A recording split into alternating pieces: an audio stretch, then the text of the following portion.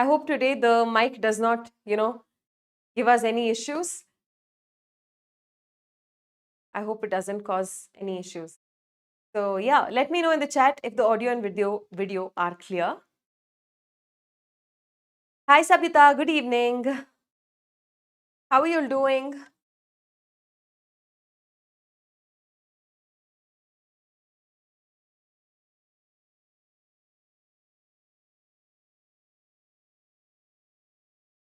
Aditya, good evening. So today we're going to be solving questions from both 11th and 12th grade syllabus. Okay? And Tamil students irukungla. Maria is a Tamilan. Maria is there and Tejamma is there. Okay, good evening everyone. Cool. Vanakkam, namaskaram, good evening. So today we're going to be solving questions from Cell the Unit of Life, Cell Cycle and Cell Division, Living World, Biological Classification, Plant Kingdom, Sexual Reproduction in Flowering Plants, Principles of Inheritance and Variation, and also Molecular Basis of Inheritance. What do you think we should start with? Yes, Bunny. Going forward, we will take regular sessions. Tomorrow, this entire week, we will be having sessions up until Friday, I think. Yeah, today you have botany. Tomorrow, I guess you'll have zoology and then you'll have physics and chemistry also this week. So you can follow all of that. Is everybody ready? हाँ 11th का questions भी हो जाएगा आज ही. Yes, I'm a Kannadiga. I teach in Kannada also for whoever is asking. Ranju. Cool. Oh, Priya is also here. Hi, Priya. Good evening. Hi, Sanjana. All right. So let's get started. Is everybody ready? Should we start with 12th grade syllabus? We'll start with sexual reproduction in flowering plants. The questions that I have today may seem simple, but it's going to kind of have you think a lot. They are application based. As of now, the poll isn't working, so don't worry too much about the poll. Just read the question carefully and answer them. In a couple of minutes, the poll will get working, hopefully. And then we can start answering in using the poll. Okay? Of course, Priya, I know you. All right. Hi, Sabhyata. Yes. Cool. There is no Ummeed English as such, but we have it as a different name. It's not called Ummeed like it is in Hindi. But here we're calling it One Shot Series, which is already happening since the past few days. You can check it out on the live section. No. There are playlists for each subject that are made. So you can check it out there. Amisha from Yakin NEET English Patch. Okay, Amisha. Nice. Good to see you. Cool. Let's start. Here's the first question. I'm so used to turning on the poll that my hand is automatically going there. But unfortunately, as of now, the poll isn't working. In a couple of minutes, it'll start working. So read the question carefully and answer.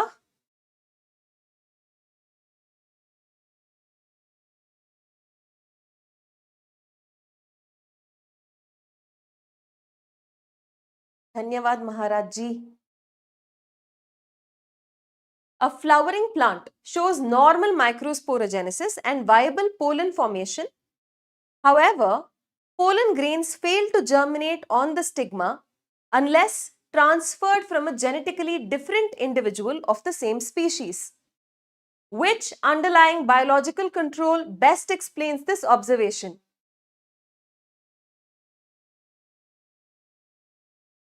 Structural abnormality of the pollen wall, temporal separation of sex organ maturity, genotype dependent pollen recognition, incomplete sporogenous tissue differentiation. Yes, like most of you have guessed, option C is the correct answer. This is one of the ways in which inbreeding is, prevented and outbreeding is favored. This is genetic incompatibility, self-incompatibility, right? Cool. So whoever has answered it correctly. Good job. I think who are the top three here? We have, okay, I'm partially blind in this light. So Meera and Vishnu and Priya top three. We'll move on to the next question. Here is our next question for today. A plant species sheds pollen grains before division of the generative cell. Which immediate consequence follows during pollen tube growth?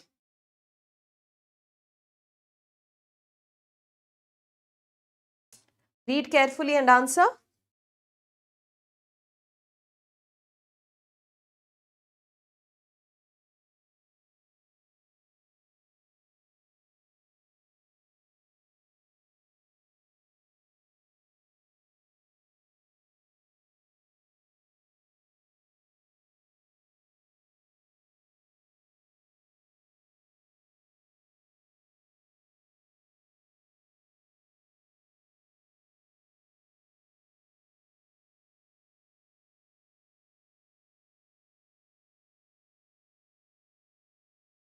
Okay.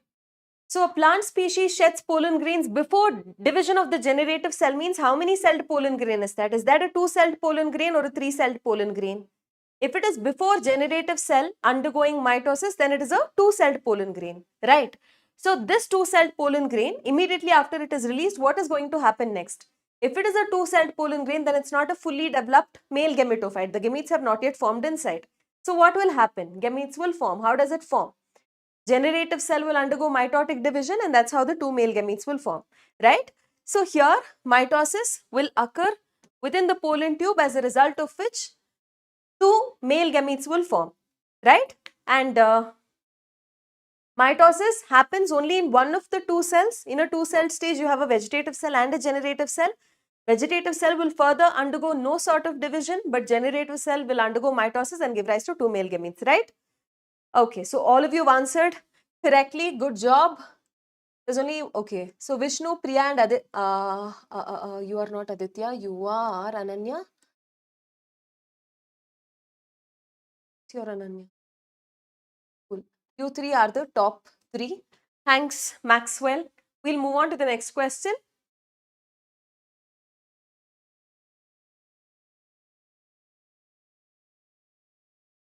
Read carefully and answer.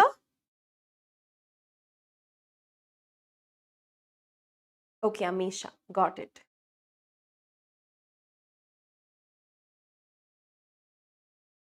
A mutation prevents fusion of polar nuclei, but it does not affect syngamy. Which structure fails to develop as a result? Polar nuclei aren't able to fuse because there is a mutation, but syngamy happens anyway. What is going to happen as a result? What will not develop? Zygote, endosperm, embryo sac or antipodals? The endosperm does not develop because unless the 2 polar nuclei fuse among themselves and also with the second male gamete, the primary endosperm nucleus will fail to develop. If that does not develop, then the endosperm also will not develop. So, option B is the correct answer. Somebody tell me, what is the product of syngamy? What is the product of syngamy? What is syngamy also called?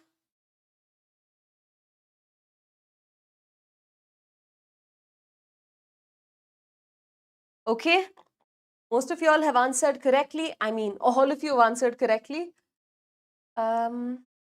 I think Mera Jahan. No, what is your name? Mera. And user, whoever, and Saida, top 3. Cool. Zygote is the correct answer. We'll move on to the next question.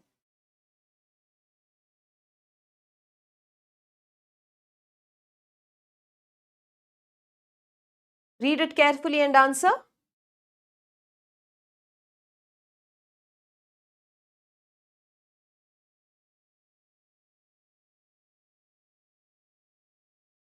In a developing seed, endosperm persists while cotyledons remain thin and non-storage tissues. Which seed category does this indicate? The endosperm persists, cotyledons are there, but they are thin and they don't store a lot of food. What kind of seed is this if the endosperm is persisting? Yes, it is albuminous. What is another name for albuminous? What do you also call albuminous seeds? What is its alternate term?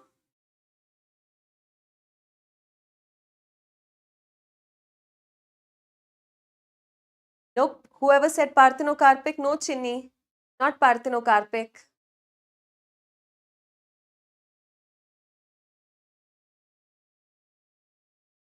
There wouldn't be seeds in a parthenocarpic fruit, right? We're talking about inside a developing seed if endosperm is persistent.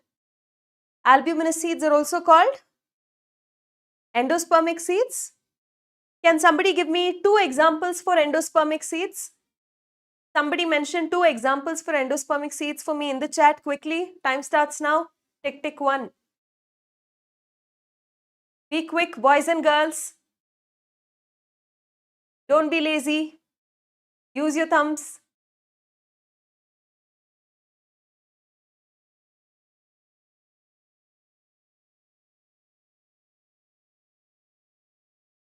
Oh my God, what's taking you so long to type?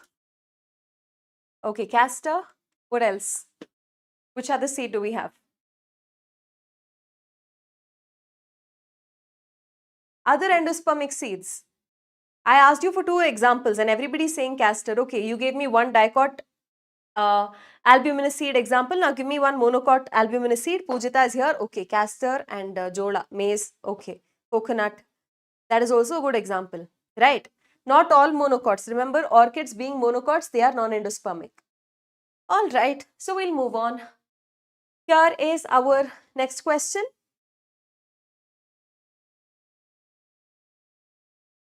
Think about it carefully, read it, understand it properly. It's nice to see that a lot of you are answering correctly. There's barely 1 or 2 incorrect answers. I'm glad.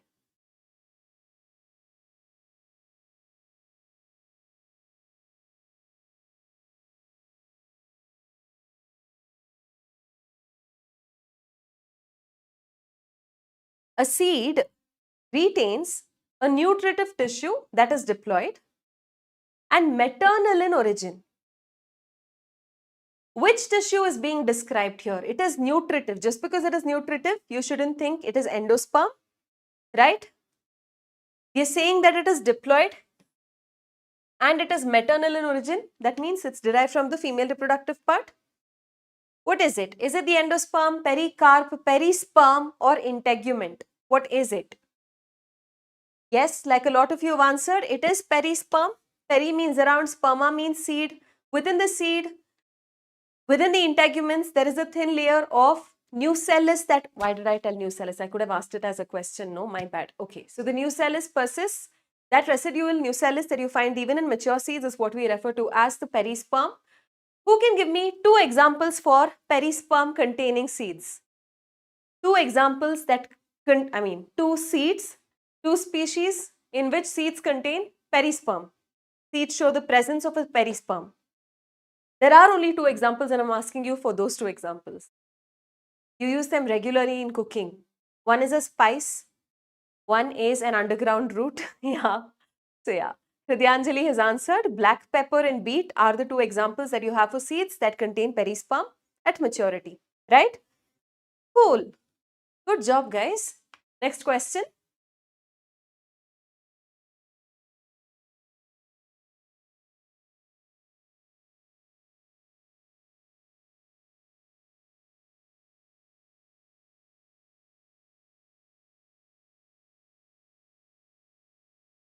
Because I said it is a spice, Amisha thinks it's cardamom.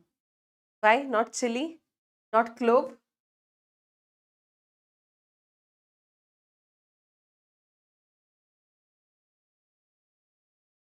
Okay, so there's this monocot embryo. Apparently, it lacks food reserves in its cotyledon. So, cotyledon is not the main tissue that is storing food here. Which compensatory structure ensures its nutrition during germination? Yes, like most of you are answering, it is option B, endosperm. I want you to understand, you know, right? Endosperm in some species stores reserve food. In some species where the endosperm is completely used up before maturation of the seed, then the cotyledon will store food. Just because you see reserve food or nutritive, you shouldn't directly jump and conclude that it is endosperm. It could be perisperm, it could be cotyledons in some cases, it could be endosperm too. Just read and understand the question very, very carefully. All right, we'll move on. Here is our next question. Okay, so we ended at Zale. Whoever answers this question first, we will check the top 3 names right now because the poll isn't working. I want to keep you motivated, so I'm going to read out top 3 names from the chat itself.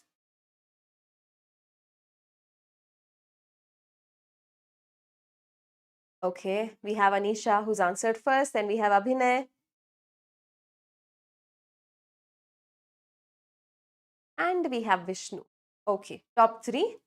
A plant consistently produces genetically identical seedlings despite cross-pollination being prevented. Which reproductive pathway explains this stability? Vegetative propagation, apomixis, parthenocarpy, polyembryony. I think this question should be more like despite self-pollination being prevented, right? Because if cross-pollination is prevented, then okay, never mind. So yeah, apomixis is the correct answer. Apomixis is a phenomenon where asexual reproduction pretends to be like sexual reproduction. It's like such a wannabe, and it mimics sexual reproduction by producing seeds. The embryo is not formed as a result of sexual reproduction. There is no syngamy that has taken place.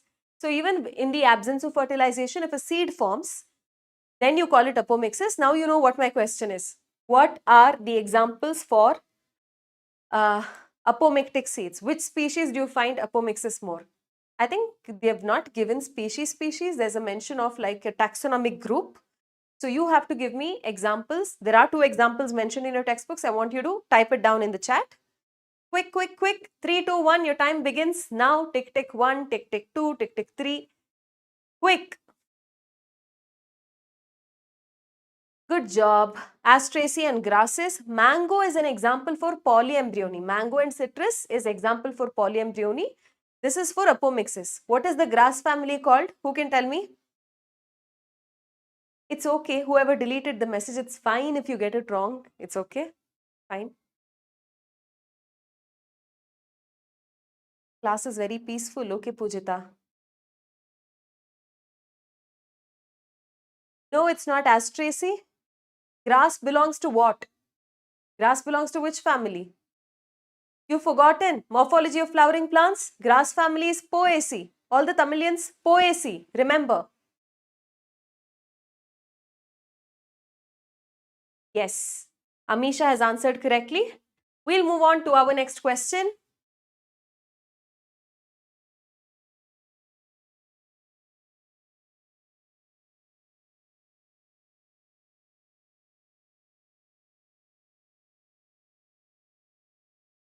A flower remains closed throughout its lifespan.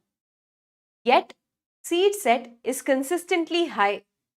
Which evolutionary advantage does this confer? Yeah, Po.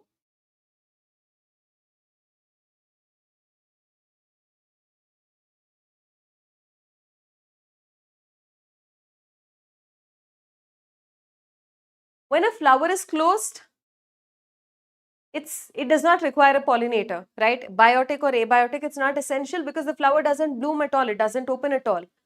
So whatever is, whatever anther and stigma present inside, between the same, pollination has to happen. So like NCERT puts it, plestogamous flowers are invariably autogamous and their seed set is assured because of self-pollination. Now give me 3 examples for plestogamous flowers in the chat. 3 examples for plestogamous flowers.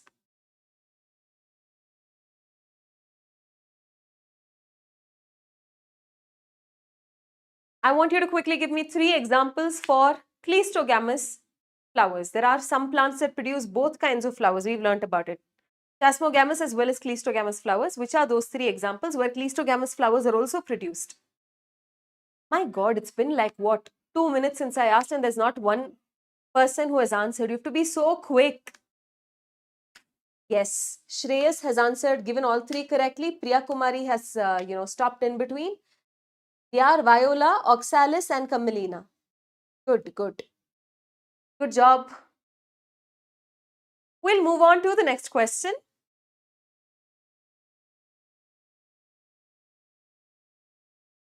How do you like these questions so far? It is kind of unusual. It's not direct. I wouldn't say it's very difficult, but it makes you think, right?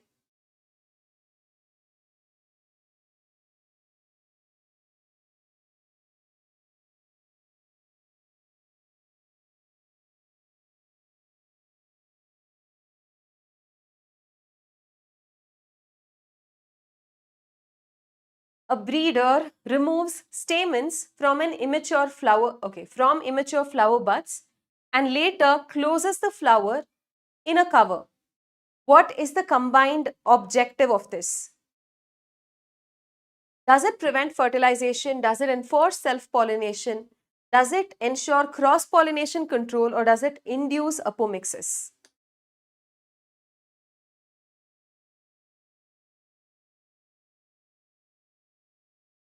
I opened, I missed. I don't know how to close it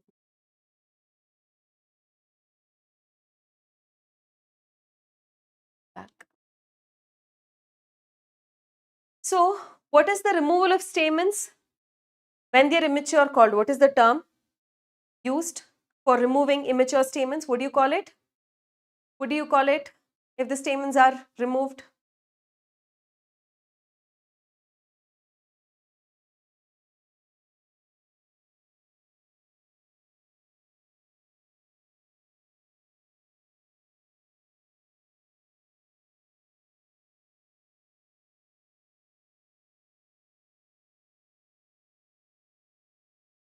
Yes, it is called emasculation. It makes sure that cross-pollination is controlled. You do not want self-pollination to happen. That's why you're cutting and removing and throwing away all of these anthers before they even mature. Okay, but you want one specific plant's pollen to be deposited on the stigma. You do not want some random wildflower to deposit its pollen on the stigma. That's why you cover it. So this makes sure that cross-pollination happens, but controlled cross-pollination where whichever plant you want the pollen from, that itself gets deposited on the stigma. Right? Yes, it's called emasculation. Okay, so in your textbooks, there's one example where emasculation is not required for artificial hybridization. Mention the example in the chat right now. In which plant, in what kind of plants, would you not need emasculation during artificial hybridization? Quick. Let's see who gets it correctly first. Hi, STB9774. Good evening.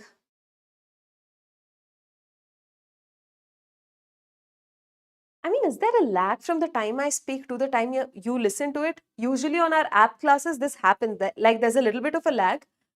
But here, why is there a lag? This should be like almost simultaneous, but still your answers are okay. It needn't necessarily be dioecious. Even if it's like monoecious plant producing unisexual flowers, that's still fine. Okay, so papaya, fine. Okay, so papaya produces unisexual flowers obviously because it's a dioecious plant.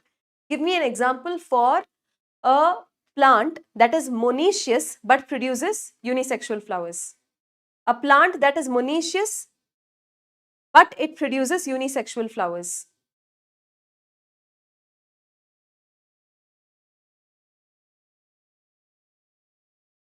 Yeah, there seems to be a little bit of a lag. Yes, it's not like proper real time.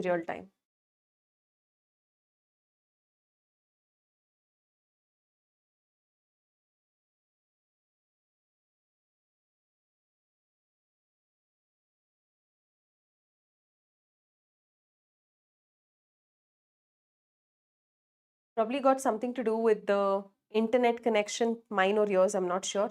But give me answers. Guys, you learn about this in outbreeding devices also. Hi Shanmukha, vanakkam. Oh, that's sweet. Vishnu. Not one person has answered. I want example of a monoecious plant that produces unisexual flowers.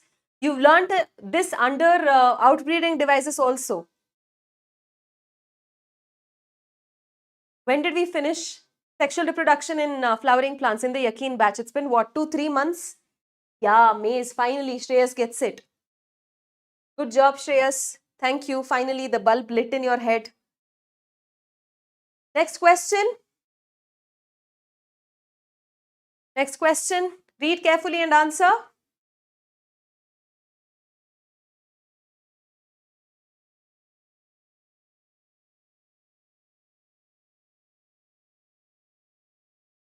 Sweet of you to say that, Pujita.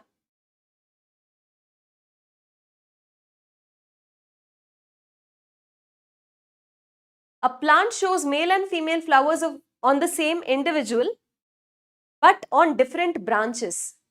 Which pollination outcome is unavoidable? What can you not avoid?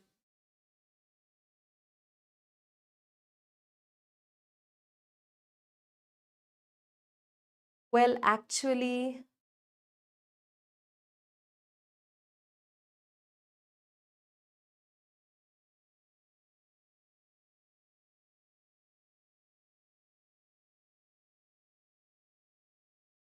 hi Manisha, good evening.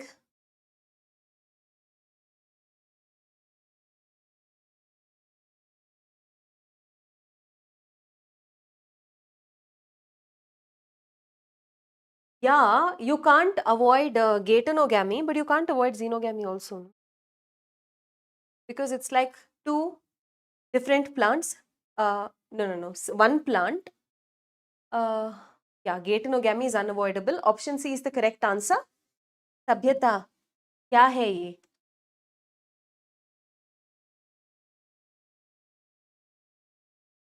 Okay. Option C is the right answer.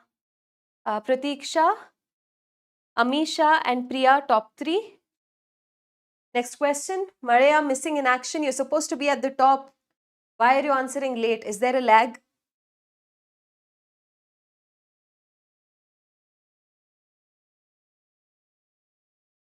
Here is the next question. Surya, look at the question and answer. You can say hi, hello to Sabhyata later. Yeah, that's what I said, Pratiksha. The question could have been phrased differently, or the options could have been a little different. Not a great question, I would say. In a water-pollinated plant, pollen grains possess a mucilaginous covering. What is its primary function? Does it enhance buoyancy in any way? Does it prevent enzymatic decay? Does it protect the pollen grain from wetting damage? Does it increase the longevity of the pollen grain?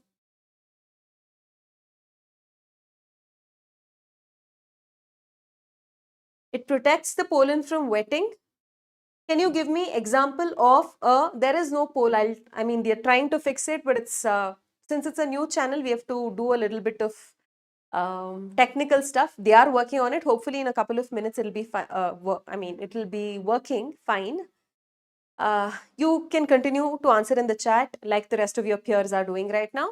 Yeah. So give me an example of a water pollinated plant that grows in fresh water and one marine water. Give me examples quickly. Fresh water, which one? Marine water, which one?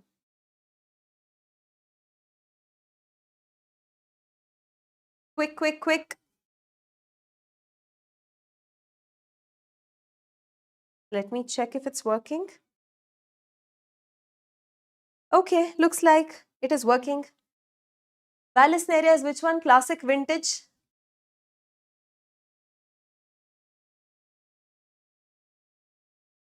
I'll check another time. Where are you? Where are you now?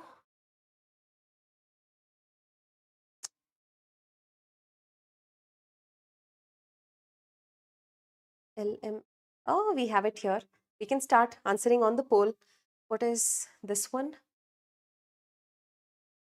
Two of them for botany. Hopefully this will work. Okay, let's try. Have you answered this question? Yeah, on YouTube also there's a poll and we'll get a leaderboard and all of that, similar to our app classes. Vallisneria is freshwater, marine is Zostera. Even Hydrilla is a freshwater form. Let's try the poll this time. Since there is a lag, I'll give you 45 seconds. Come on, guys. Let's do this. Yes, mentorship was there. I think last Sabita attended or Pratiksha was there, I guess. Yeah, Pratiksha was there. When did we have a mentorship class? Yesterday, no? Yeah, we had it yesterday at 10 a.m. And then I don't know when we'll have it next. Hopefully in the next 10-15 days. Hi, Parveen. Sumaya, Parveen. Are you Sanya?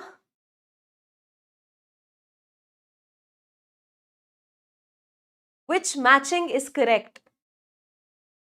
Coleoptile protects the root. Coleorhiza, shoot protection. Scutellum is the cotyledon. Plumule is meant for nutrient storage. Yes, option C is correct. Coleoptile protects the root. It protects the shoot. This one is ulta-fied. And plumule, what is the function of plumule? Plumule is present at the tip of the epicotyle. It is what gives rise to the shoot system in the future plant, right? So, for those of you who are wondering, the poll does not appear on the screen like it does on our app. Over here, you just have to type A, B, C or D, whichever you think the option is, just one time. A, B, C will work. You don't have to do A, that does not fetch you any extra points. So A, B, C or D, just like the rest of them are doing, it will automatically reflect here. It's not like that poll thing will appear on YouTube. It just works in the chat itself. Okay? Sure, Vishnu. I had mentioned that in the Telegram group. I had sent you a voice note giving you the list of all the chapters. Regardless, by now you should be prepared. Like if I wake you up in the middle of the night and ask you questions from whatever chapters, you should be in a position to answer them. Okay, but yeah, from the next time, I will give you a heads up on what chapters will be covered. Okay. All right. So who do we have in the top three? Let's take a look. We have Monisha, Shreyas and Priya, top three. Now the fun begins. We'll start. We'll move on to the next question. One thing works, another thing gives up. Okay, so this is easy. I should be giving you 3 seconds to answer this, but the shortest duration we have is 30 seconds. So, right. A seed coat develops from which structure?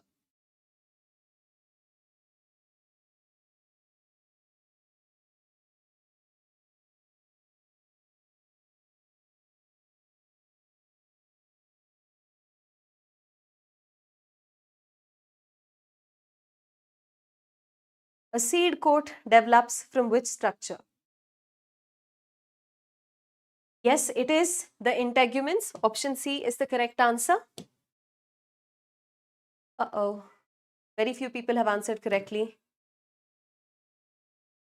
Annapurna, doctor from AIMS. I like your confidence, brother or sister, whoever. And then Priya, top three. Next question. This is also easy.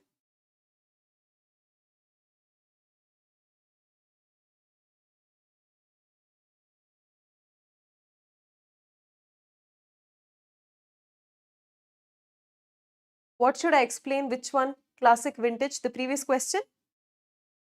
We'll finish this and we'll go back to that, okay?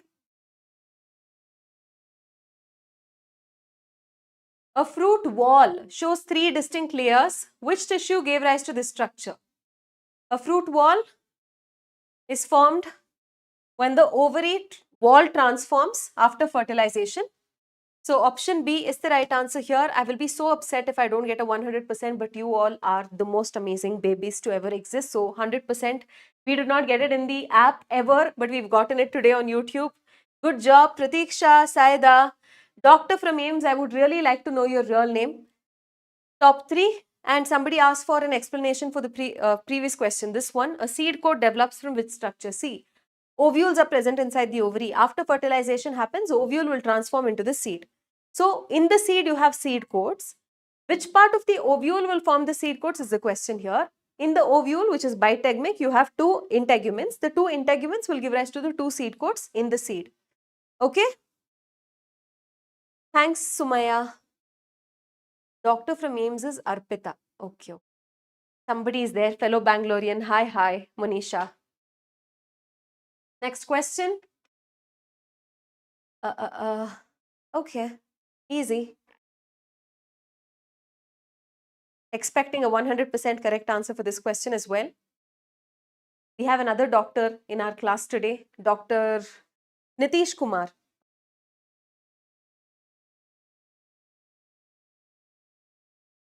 Classic Vintage, what's your name? Which condition maximally promotes genetic variation? Autogamy, geitonogamy, xenogamy, cleistogamy. Option C, xenogamy, cross-pollination is the correct answer. Who are you guys? Saida, Surya. Hey, Surya is our Shanmukha, no? And then we have Arpita, top 3. Next question.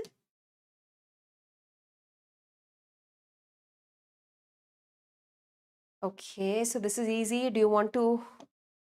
Should I run a poll for this? This is like super easy.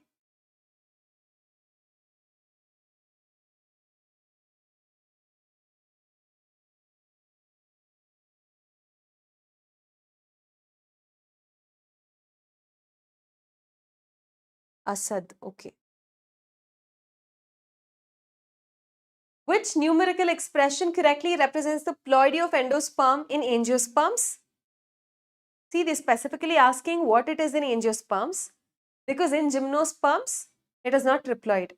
In gymnosperms also, endosperm does form, but it is not triploid over there because their double fertilization does not occur, right? So option C is the correct answer. Not bad, 96%. Srinada, Arpita, Maria, top 3. Now, tell me, what is the fusion event called, because of which, as a consequence of which, the primary endosperm nucleus forms? This triploid structure forms because of a fusion event, right? What is that fusion event called?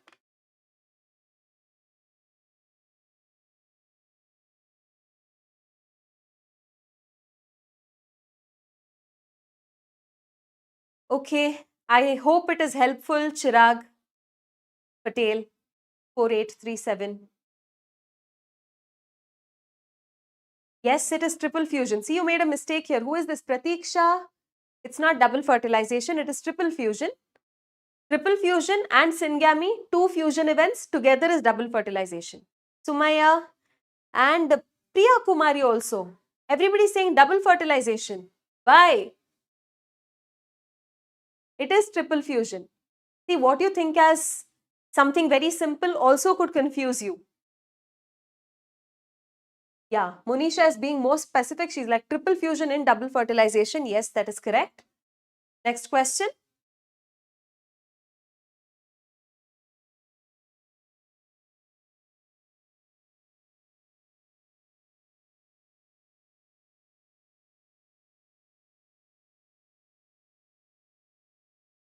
Which event directly converts ovules into seeds?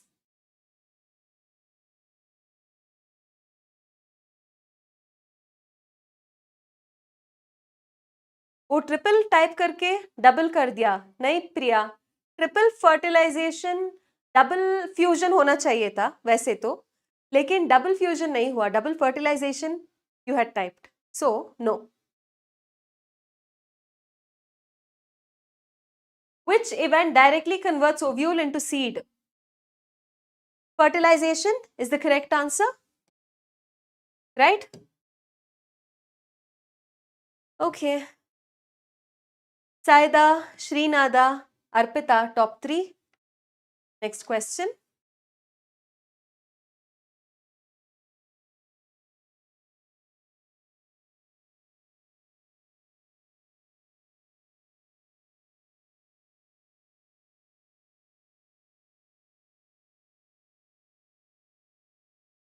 A structure marks the point of attachment of a seed to a fruit wall. Identify it. I think top 10 will be shown. Every question, after every question, if I'm reading every name, there are 45 of you all. It will take a long time. So we'll finish one chapter. At the end of one chapter, I'll show you the top 10 of that particular chapter and we can do that. Otherwise, most of the time will be lost in reading names from the leaderboard. You're doing good. You keep a mental track record of how many you've answered correctly, how many you've answered incorrectly and all of that. A structure that marks the point of attachment of a seed to the fruit wall. What is it called? Micropyle, chalaza, hilum, funicle. What do you call it? It is called hilum. Yes, option C is the correct answer. You know, in these black-eyed peas, you see that spot, right? That itself indicates the point of attachment. That is the hilum. So here we have, yeah, almost 79% of you all have answered correctly. Monisha, Priya, Pratiksha, top 3. See if your name is here in the top 10. Next question.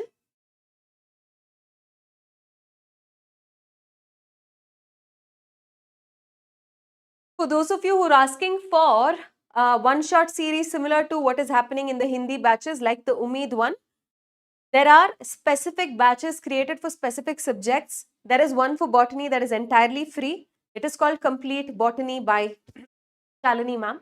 So you can access that. You have one-shot lectures there along with DPP questions that you can practice. So how do you access that? It's on the PW app. It's a free batch. The link to that is given in the description here. So you can click on that and access the lectures for free. Apart from that, we also have a WhatsApp channel where we will be posting regular NEET related updates and quiz and all of that. The link to that is given in the pinned comment in the chat box right here. Join our WhatsApp channel for most important. That's all I can read. So there, if you click, you can join there. Okay. Yeah, so a plant breeder aims to permanently fix hybrid vigor. What is hybrid vigor? This is not a term that we've discussed in NCERT, that has been discussed in NCERT. Hybrid vigor, you can think of it as the inverse of inbreeding depression. Continuously, if inbreeding depression happens, then there is a loss of vigor, vitality in the offspring and all of that, right? So here what happens is there is chances that the offspring will be better than both the parents. That is called hybrid vigor. Okay, so you get that when you have distantly related parents being crossed. Okay, so how do you permanently fix hybrid vigor across generations? Which strategy best achieves this? Recurrent selection, controlled xenogamy, induced apomixis, polyembryony. Option C is the correct answer. Ayyayyo, enna idu? Controlled xenogamy. If you controlled xenogamy, do it even controlled. If there is cross-pollination, then if sexual reproduction happens at all, then meiosis will happen and the characters will segregate. Whichever combination of characters you want in your hybrid, that will not be retained, right? It will segregate. You do not want that to happen. That's why apomixis is the way to go. So option C is the correct answer. We have classic vintage. I forgot your name. Anam, Abad, and Saida, Shreyas, top 3. Next question. Throw this remote, really.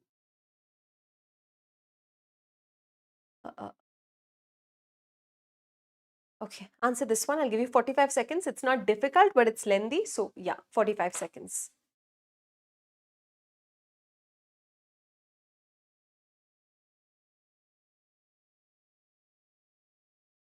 I am covering whole botany. Yes, I'm covering whole botany in that batch. So far, I think 8 lectures are done. We have how many more? 9 more lectures to finish, which will be done shortly.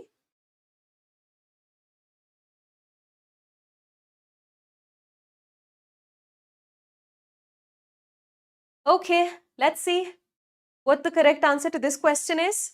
A researcher called Shalini experimentally blocked fertilization. Experimentally. But externally applies a specific class of plant growth regulators to the ovary. The ovary enlarges and differentiates into a fruit-like structure which lacks seeds. Which interpretation is most consistent with this? Ovary wall differentiation is strictly fertilization dependent.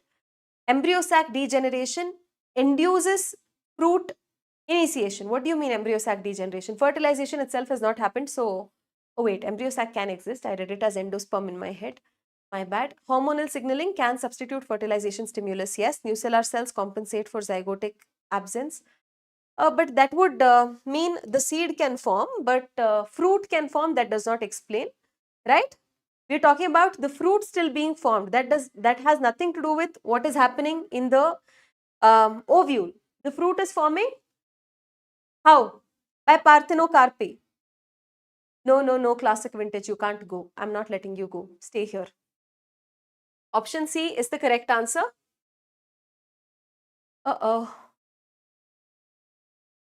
Yasharth, Hridyanjali, Maria, top 3. What is confusing in this question? Did you understand or not what I said? Why is everybody answering it as D? Even if the zygote is absent, nucellar cells are compensating. That is what most of you all have selected. That's what I can see here. But that's not what it is. If zygote does not form in the nucellus, forms a zygote-like structure and develops into an embryo, that is polyembryony, right?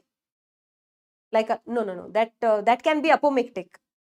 But here we are talking about fruit formation. It has nothing to do with the ovule or the zygote or anything else. Okay?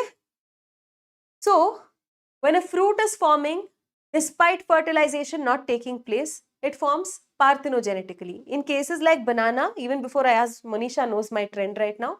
She knows I will ask for an example. She's already written banana. Yes, banana has been made naturally parthenogenetic over the course of time because of continued selective artificial hybridization. But when we discussed plant growth and development, I told you how one class of hormones can induce parthenocarpy in tomatoes. Remember? So if you spray auxins, even if fertilization has not happened, development of fruit can still happen. Right? So in which fruit does that happen, or in which plant does that happen? Parthenocarpy in I kind of mentioned that. Okay, but it happens in tomatoes if you spray it with auxins, right? Auxins induce parthenocarpy in tomatoes. So, auxins are hormones, right? Hormones in plants. These hormones can give a signal that is substitute. Substitute means replacement for fertilization. Normally, when will fruits form? After fertilization. It's a post-fertilization structure. But if fertilization itself has been blocked, by spraying auxins, a similar stimulus, similar to fertilization, is given to the plant. So, even if fertilization hasn't happened, it will end up producing fruits. Okay? Okay, we'll move on. Here is our next question. Match the following.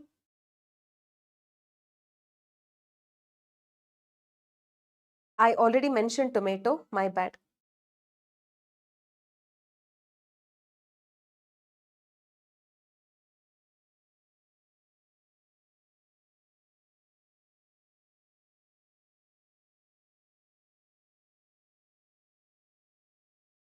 What is sporopollenin?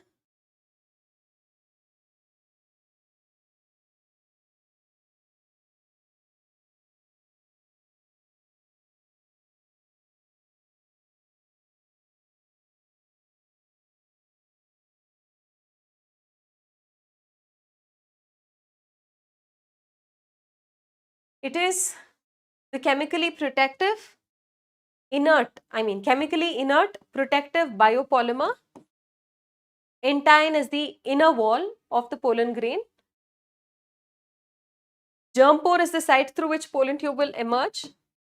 Tapetum is the nutritive layer that you find inside anther wall, innermost layer of the anther wall, that will nourish the developing pollen grains. Okay, so B, B, C, A, B. Option A is the right answer. Good job. Maria, Saida, Shreyas, top 3. Another match the following type of question. 30 seconds should suffice. Yes, you'll get respiration, photosynthesis, plant growth, everything very soon. Don't worry, Sumaya.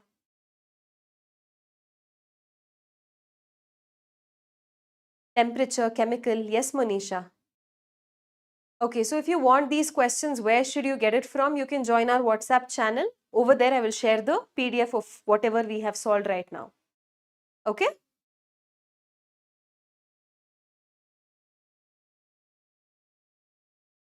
Synergids guide the male gamete entry.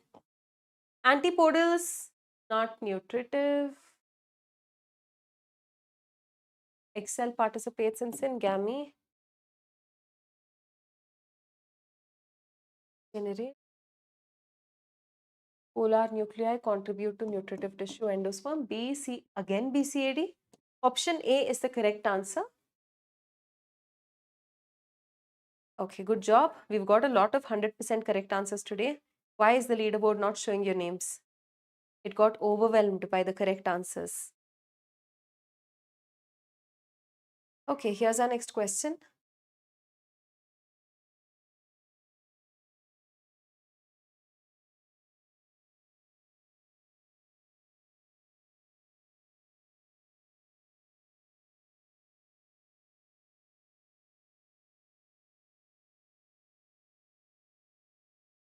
In a developing seed, a nutritive tissue forms earlier than the embryo and degenerates partially as embryogenesis proceeds. Which inference is most accurate here? I selected C. Did I select C? I marked A and selected C. Sorry, whoever. I think it won't hamper your rank because everybody would have gotten it incorrectly. Tissue originates from integuments. Tissue is maternal and diploid. Tissue supports early embryonic growth. Tissue forms after zygote division. Can you tell me what is the tissue that we are talking about here? Option C is the correct answer. Manisha, Maria, Saida, top 3. I marked this as A and in the poll I marked it as C. All right, Pujita, all the best. Bye-bye. Which tissue are we talking about here? Yes, it is the endosperm. Next question. Which sequence best explains assured seed set in flowers that never open? Assured seed set in flowers that never open.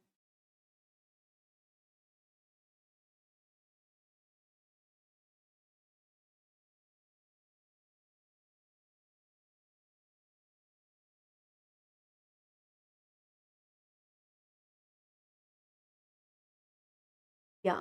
Option B is the correct answer. I'll be mad if anybody answers this incorrectly. Flowers that never open, you should be sure that it is cleistogamous, right?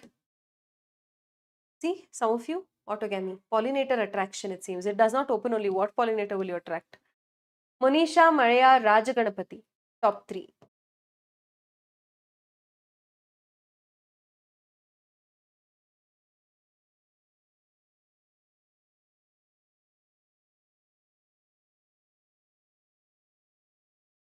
We'll answer this one. Sabhyata, it's probably your internet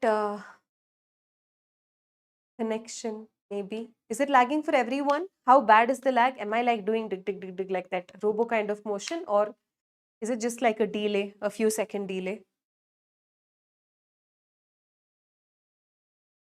Yes, there is a clue in the question. For those of you who understood the concept, it's easier to catch the clue. But for those who haven't understood, even the simplest questions can be very, very demanding. Okay, so here's an assertion and reason type of question. Assertion statement reads, xenogamy enhances adaptability of plant populations. Reason, it produces offspring with new genetic combinations. Are both the statements correct? Yes, they're both correct. Does the reason correctly explain the assertion, Pratiksha?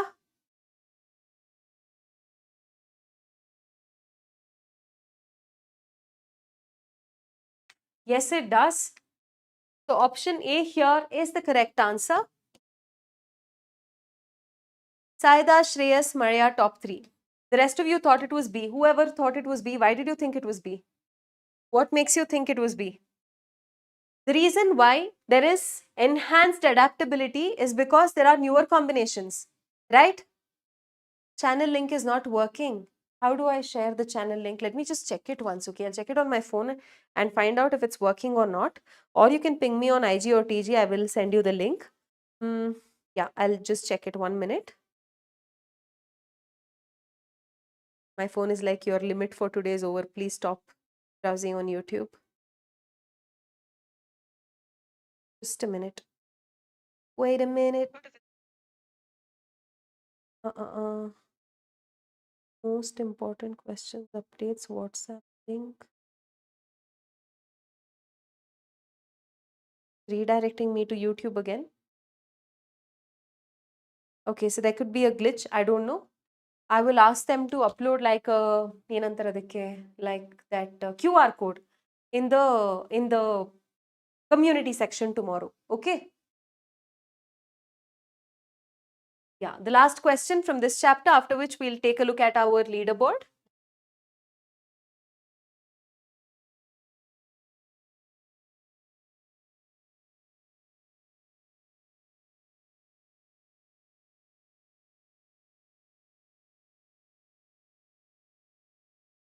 मैं यकीन NEET 2026 English batch में थी, अभी वो batch खत्म हो गया है। अभी एक और फ्री बैच है जिसका नाम है complete botany by Shalini ma'am. उस बैच में रिकॉर्डेड लेक्चर्स अपलोड होगा और डीपीपी भी शेयर होगी, तो उसको ज्वाइन करने के लिए लिंक डिस्क्रिप्शन बॉक्स में दिया हुआ है, वहां क्लिक करके आप वहां ज्वाइन कर सकते हो।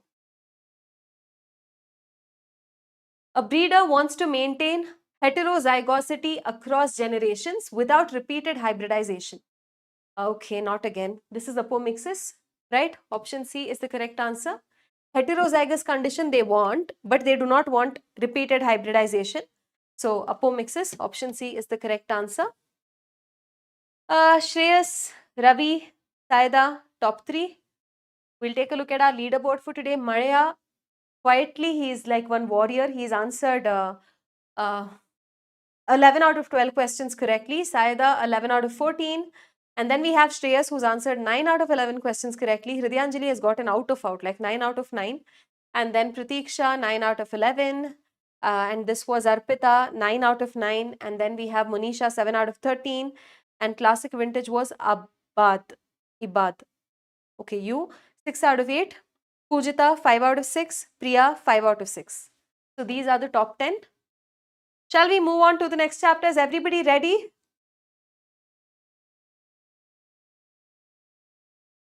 मेरा बैच खत्म नहीं हुआ है, मेरा सिलेबस कंप्लीट हुआ है. Correct. Give me a thumbs up in the chat. Are you ready to solve questions from principles of inheritance and variation? मेरा हिंदी उतना अच्छा नहीं है, इसीलिए yeah, it sounds like Meenamma from Chennai Express.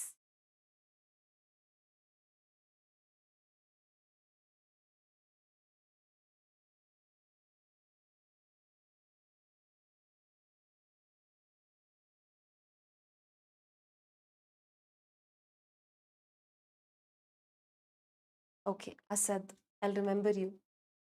Asad, but a very happy boy. There's sad in his name, but he's a very happy. He'll answer this one.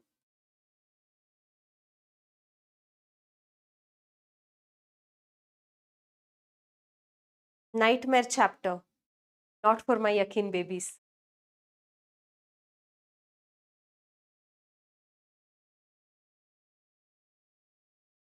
Okay, so the question is lengthy, but it's actually pretty simple.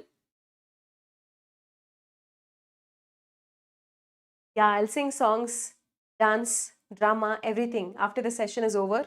Once you've all answered, once the session is over, in the end, we will do Nach Gana. अगर syllabus same है तो देख सकते हैं UP board वाले भी. In a controlled hybridization, a true breeding tall plant is crossed with a true breeding dwarf plant. Okay. All F1 plants are tall. Okay. These F1 plants are self-pollinated and F2 progeny are obtained. What are they saying? They're just describing the F2, the monohybrid cross. That's all they're doing, right? A tall plant from F2 is selected at random and crossed with a dwarf plant. What are they doing here? They're doing a test cross. They're taking a tall plant. We do not know its genotype, we just know its phenotype. They're crossing it with a homozygous recessive dwarf plant. So in the progeny, what they obtained was 50% tall, 50% dwarf, which is 1:1 ratio. What can you infer from this? The selected F2 tall plant was homozygous dominant. If only it was homozygous dominant, all of the offspring should have been tall too, but that's not the case. You have 50% tall and 50% dwarf. The selected tall plant was heterozygous. Yes, definitely. The dwarf plant was heterozygous. Dwarf plant is a recessive trait. Being dwarf, can recessive traits ever be heterozygous? Never, never.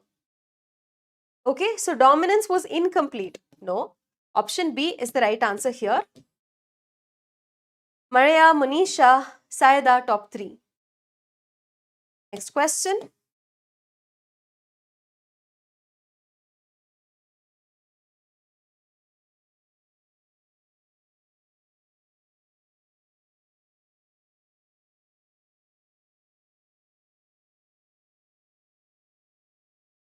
During gamete formation in a heterozygous tall pea plant, the probability of formation of gametes carrying the dwarf allele is heterozygous tall pea plant is capital T lowercase t. What is the probability of gametes carrying the dwarf allele? 0%, 25%, 50%, 75%. If it is heterozygous, it's pretty much like our X and Y chromosome in males, right? So 50% of the gametes will have X, 50% will have Y. Similarly, when it is heterozygous, when it has a pair of dissimilar alleles, then 50% chance you have for dominant allele, 50% for recessive allele. So option C here is the correct answer. Shreyas, Maria, Pratiksha, top 3. Here is our next question. It's quite lengthy. What happened, Arpita?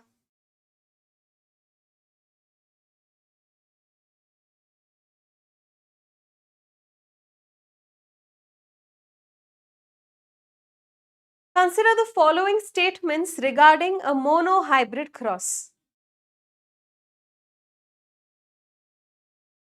F1 plants are phenotypically uniform. F2 shows 1:2:1 genotypic ratio. Recessive trait disappears permanently in F1. Phenotypic ratio in F2 is 3:1. Which ones are correct? Whoever is saying all statements are correct, Priya, think Priya. Oh Priya. No. F1 plants are phenotypically uniform. Yes. F2 shows 1:2:1 genotypic ratio. Yes. Recessive trait disappears permanently in F1. If this is the case, it shouldn't appear in F2, right? But does it appear in F2? Yes, it does. Then how does it permanently disappear in F1 generation? It doesn't, right? So option 1, 2, 4. 1, 2, 4. Option A is the right answer. I think very few of you have marked it as A or typed A. See, majority think it is D. Saida, Maria, Manisha, top 3. Next question. Ladies and gentlemen.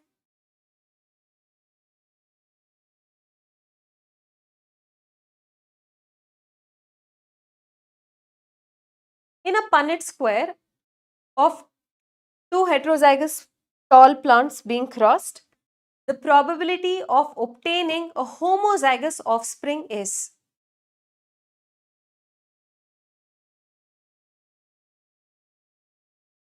Don't apologize. Pay more attention. More focus.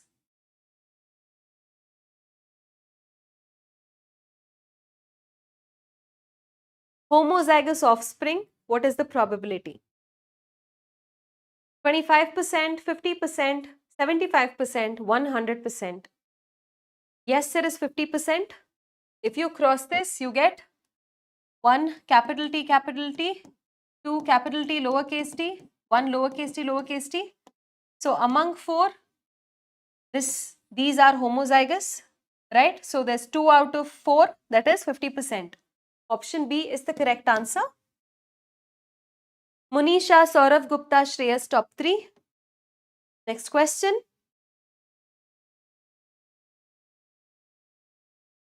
Total number of lessons for what? What is the context, Munisha? Elli total number of lessons.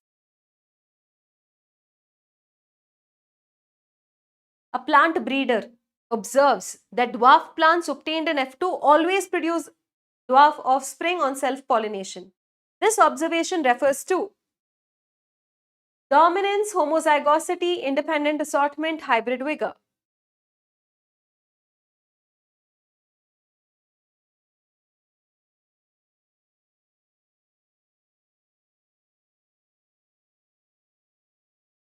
Homozygosity, right? Meenakshi, Levy, Shreyas, top 3.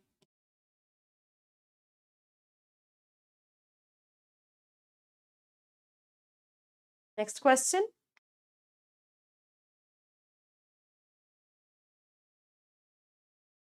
Levy, what is your real name? Are you like the chess player Levy's fan?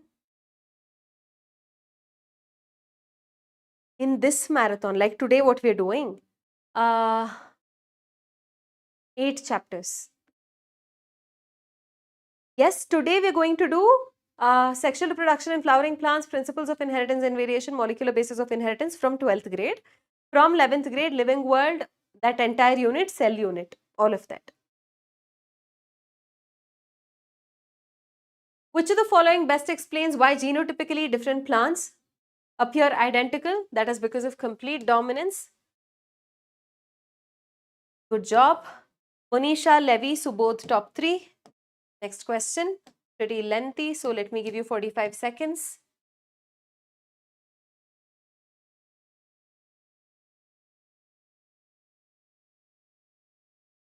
I have no idea how long this will take. It's 7 o'clock right now. Maybe it'll go on till 9 o'clock. Pratiksha is hungry. You can grab a snack quickly and come back. Consider the following statements. A gene may have more than 2 allelic forms in a population. An individual can possess all alleles of a gene. ABO blood group system shows multiple alleles. Only 2 alleles are present in a diploid individual. Which combination is correct?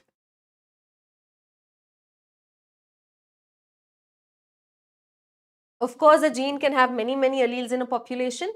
One individual, if it's diploid, cannot possess 100 alleles. It can possess only a pair of alleles, only 2 alleles, right? ABO blood group system shows multiple alleles. Yes. How many alleles are there in the ABO blood group? Tell me. 1, 3 and 4. Option A is the right answer. Ganapati, Saida, Subodh, top 3.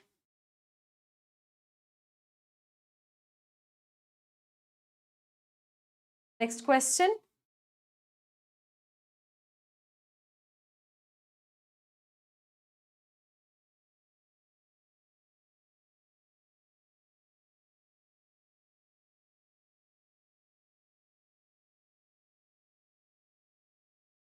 Yes, it has 3 alleles. It has 3 alleles.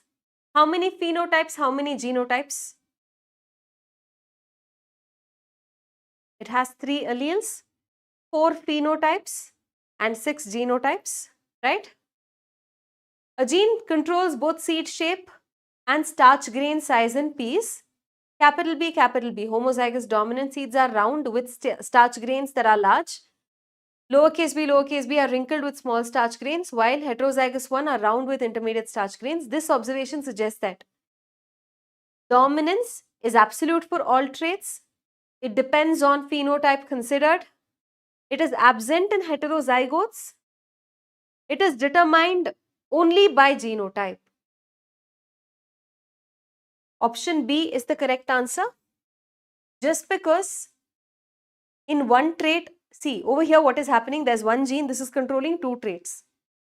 For one character, it is showing complete dominance. For the other character, it is showing incomplete dominance. You can't say that this gene is always going to be dominant.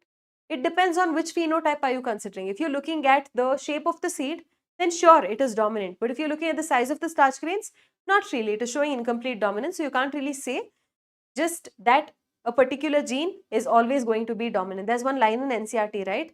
Dominance is not an autonomous trait or of a gene or something like that. autonomous feature of a gene. That's what it says. So yeah, option B is the right answer. Subodh, Shreyas, Pratiksha, top 3. Next question.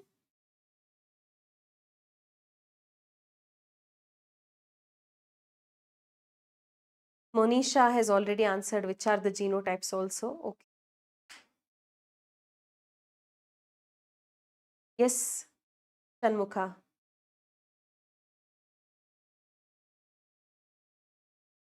In a dihybrid cross, the appearance of new combinations of traits in F2 not present in parents due to.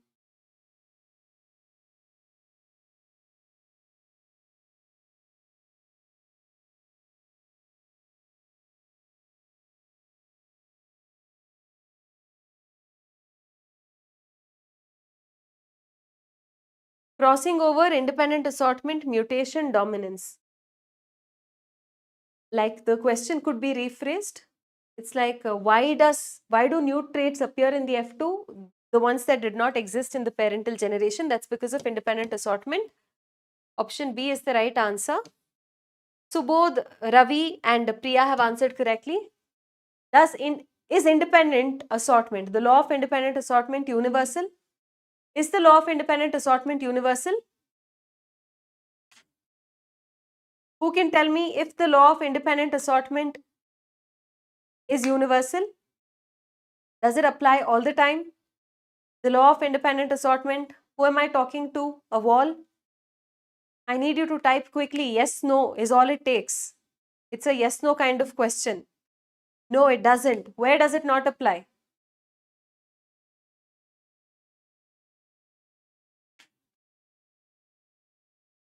Where does it not apply? You know my follow-up question also, right? It does not apply when the genes that you're considering in a dihybrid cross are located on the same chromosome. Then depending upon the distance, it may or may not apply. Yes. Is the law of segregation a universal law? Is the law of segregation a universal law?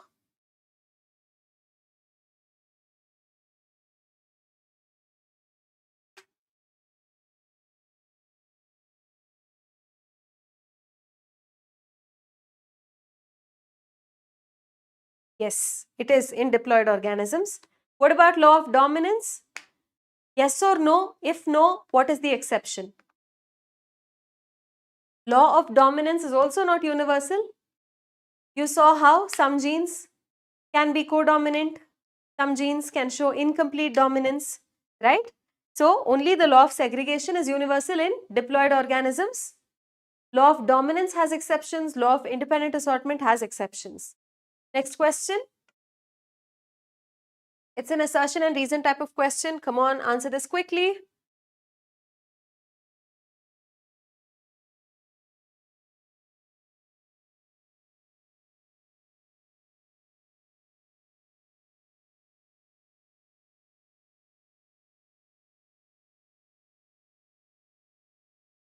The assertion statement reads, in a dihybrid cross, the F2 phenotypic ratio is 9:3:3:1. What is the reason for that? Each pair of alleles segregates independently during gamete formation. Are both the statements true? Yes, they are both true. It is because these segregate independently during gamete formation that you get newer combinations, and that's the reason you get that 9:3:3:1 ratio. Therefore, both the statements are true and the reason does explain the assertion. Option A is the correct answer here. Maria, why did you mark it as B? Surya, Subodh, Ravi have answered correctly. What is the reason why this is 9:3:3:1? That is because you got newer combinations. Why did you get that newer combinations which did not exist in their parents? That's because of independent assortment. Right?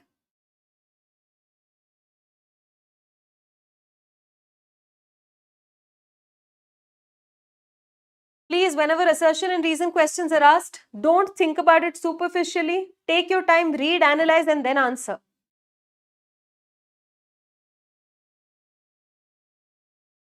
Here is our next question.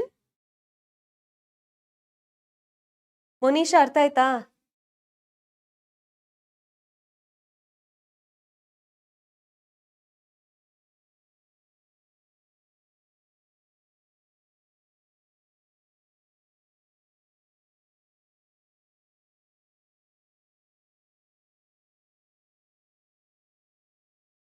Which of the following sets of statements best describes the law of segregation? Alleles do not blend. Of course, it does not blend. This is correct. Only dominant alleles are transmitted to the next generation. No. Only dominant ones will be expressed, but that does not mean that's the only one that gets transmitted to the next generations. Gametes carry a single allele. Yes. Homozygotes produce identical gametes. Yes. So 1, 3 and 4 are the correct statements. Option A is the right answer. Oops, what is this?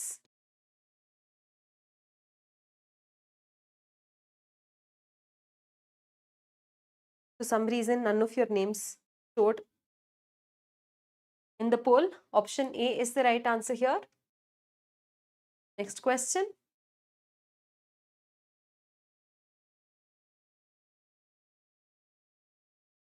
Easy. Saurav Gupta, why are you saying sorry to me?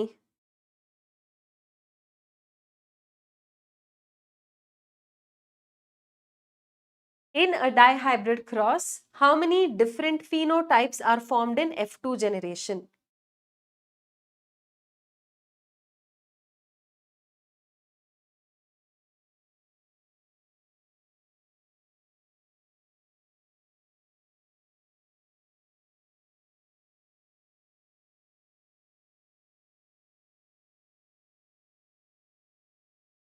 Yes, option C is the correct answer. You have round and yellow, round and green, wrinkled and yellow, wrinkled and green.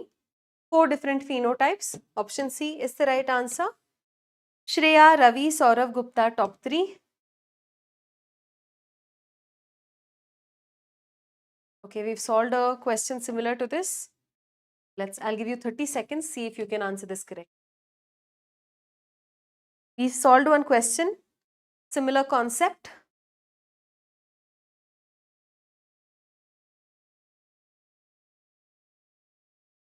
Meenakshi, you're mentioning the gametes, right?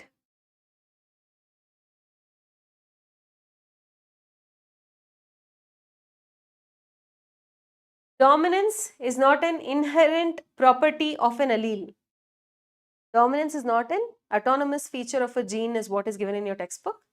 What is the reason why it is not an inherent property of an allele?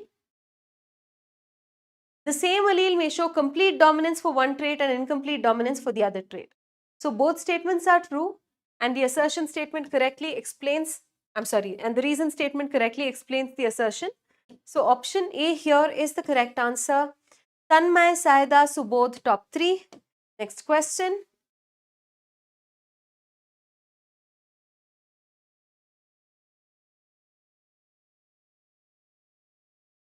A plant breeder crosses red flowered plants with white flowered plants. All F1 plants bear pink flowers. Selfing of F1 produces red, pink and white flowers in the ratio 1:2:1. Which statement best explains this result? Dominant allele suppresses recessive allele completely. Alleles fail to segregate.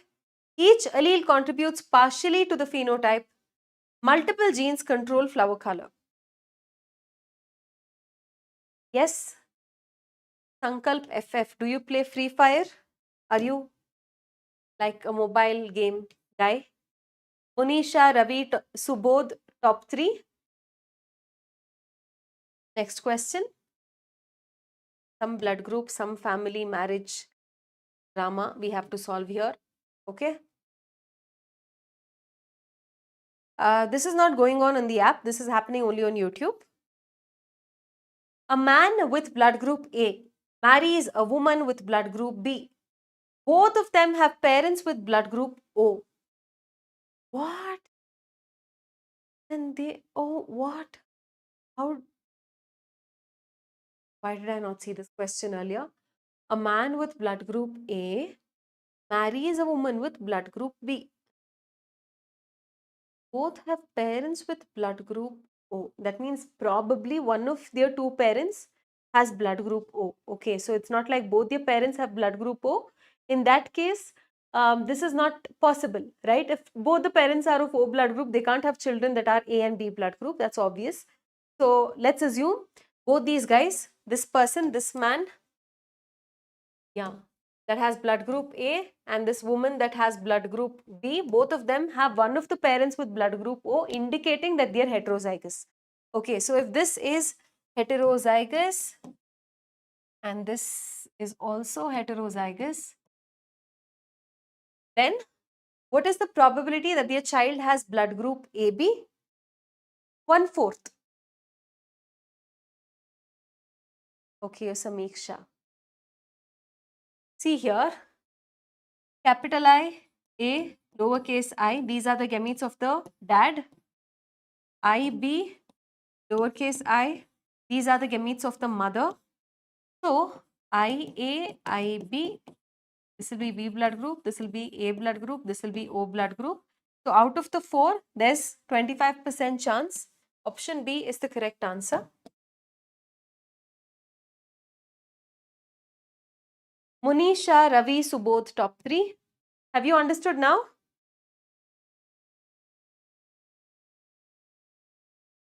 Next question. A plant heterozygous for 2 genes. We're talking about a dihybrid cross here.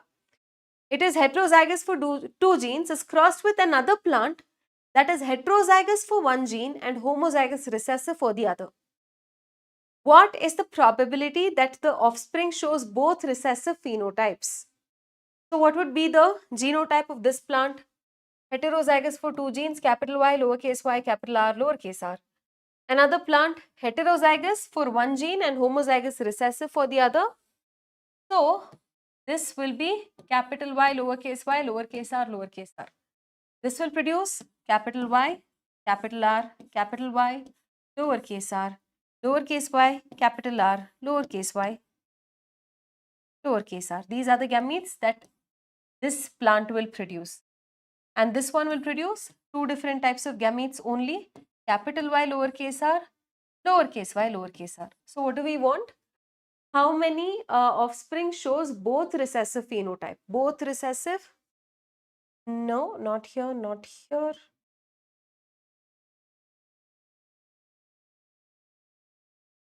Here you have one dominant, here you have one. Yeah.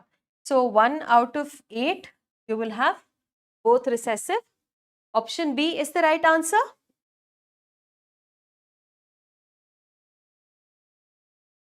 Right. Some of you have said A, but a lot of you have said B. B is the correct answer. Ravi has answered correctly. Have you understood?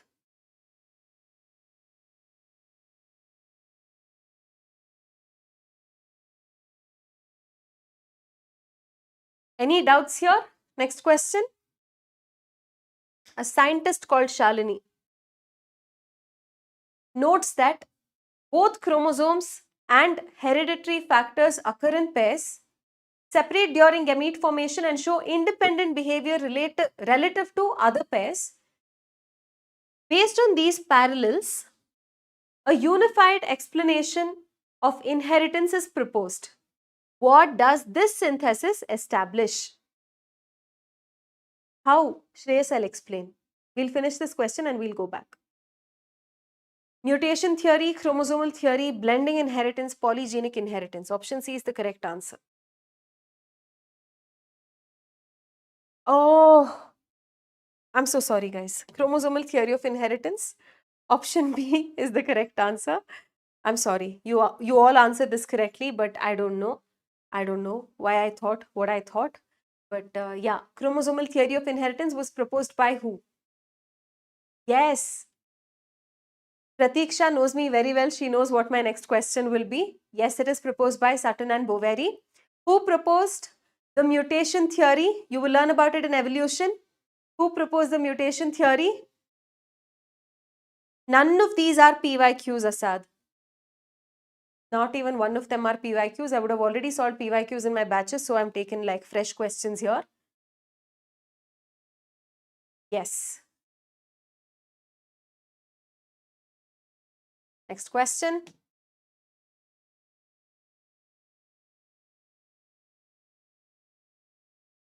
Darwin did not propose mutation theory. Darwin didn't know about mutation at all. Yes, it was Hugo de Rice. Saltation, Dinotherol, Lamarckiana, all of that.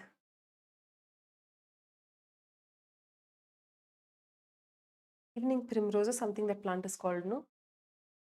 Yeah. In Drosophila, a cross between yellow-bodied, white-eyed females and brown-bodied, red-eyed males produces F2 progeny where parental phenotypes vastly exceed recombinant types.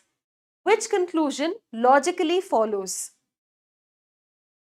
Genes assort independently due to random fertilization. Genes are alleles of the same locus. Genes are linked on the same chromosome.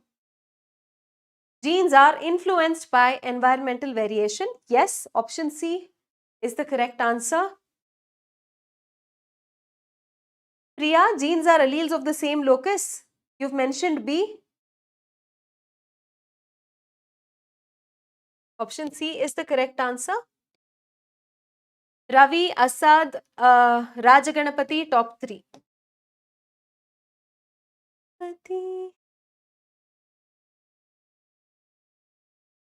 Another question related to the same concept.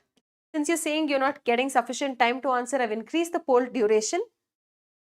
Monisha, let's see if you'll answer this correctly.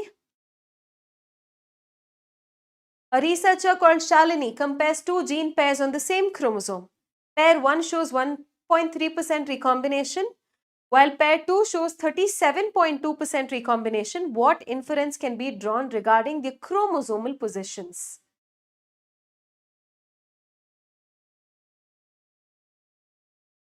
Pair 1 genes are farther apart than pair 2. Pair 2 are tightly linked. Pair 1 are closely linked, closely located.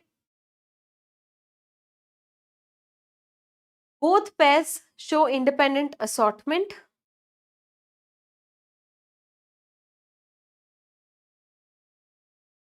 I think A and C both are. Wait. Only C is correct. Actually, pair 2 are farther compared to pair 1. Pair 1 genes are closely located. That's why they will get, crossed over as a single unit, which is why you will get fewer recombinants. Right? So, option C here is the correct answer. Monisha, Subodh, Saida, top 3. Next question. Does not require that much time.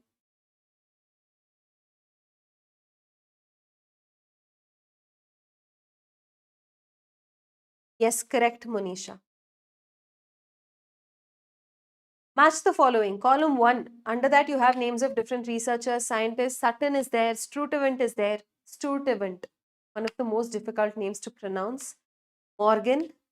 Mendel. Genetic mapping, chromosomal behavior, linkage discovery, mathematical inheritance. Mathematical inheritance. Just because he applied math to understand inheritance. Okay, so who is Sutton? Sutton, along with Boveri, proposed the chromosomal theory of inheritance. They didn't really study chromosomal behavior themselves, but whatever research was already available, they tried to, put all the dots together and they came up with chromosomal theory of inheritance. What did Sturtevant do? He was Morgan's student. He started genetic mapping based on the recombination frequencies after dihybrid crosses. What did Morgan do? Morgan discovered linkage in chromosomes. Mendel, mathematical inheritance. 2134. Option A is the right answer. Yay, good job.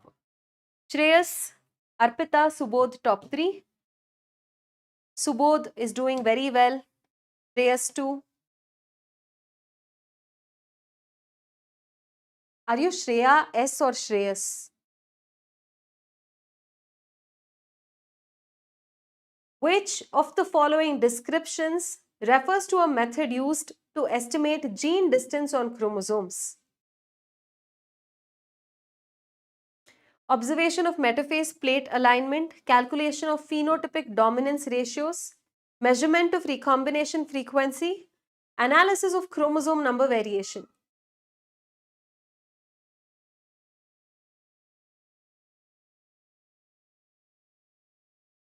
Option C is the correct answer. Good job. Monisha, Ganapati, Pratiksha, top 3. Okay, so answer this one. A very long question, but a very simple question.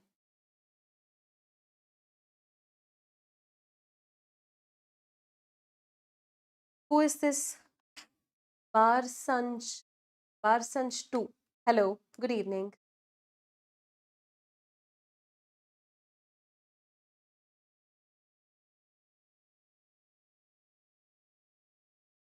In a population study, human skin color shows a continuous range rather than discrete categories. Genetic analysis reveals involvement of gene pairs, each contributing additively to pigment production. Individuals with all dominant alleles show the darkest shade, while those with all recessive alleles show the lightest. Intermediate combinations form a gradient of phenotypes. What does this pattern best represent? Multiple, multiple, multiple allelism, incomplete dominance, polygenic inheritance, and pleiotropy. Yes, it is polygenic inheritance. Whoever said it was multiple allelism, I'm going to hit you. Priya, what is this Priya? Monisha? We're talking about skin color and we're saying it is quantitative. So isn't it polygenic inheritance? My God. STV, Pratiksha, Subodh, top 3. I guess they are the only 3 who answered correctly. Too bad. For a question like this, you shouldn't be getting it incorrect.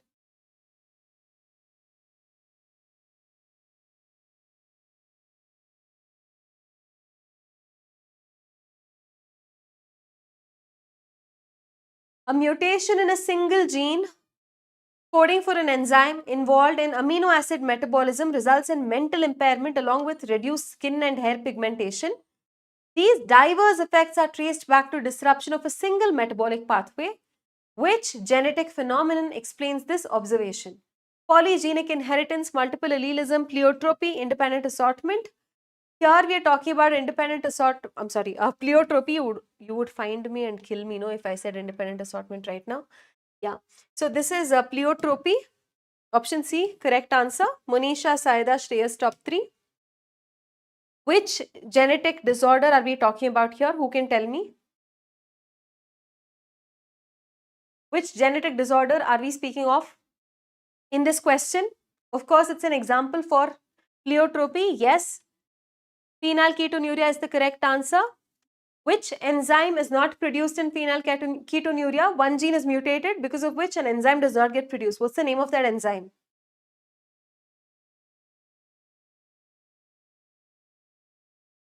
What is the name of that enzyme?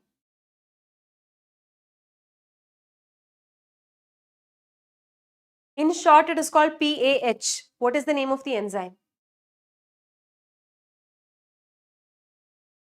I got like 50 different spellings for phenylketonuria from the chat today. Phenylalanine is an amino acid. Phenylalanine has to be converted to tyrosine for which an enzyme is required. What is the name of the enzyme I'm asking? You all can hear clearly, no? Yes, Srilata has answered correctly. Phenylalanine hydroxylase is the correct answer. Everybody is going on mentioning the amino acid, but I'm asking for the enzyme. I told you myself that in short it is called PAH and you type PAH. What is this behavior? Dara. Dararfat.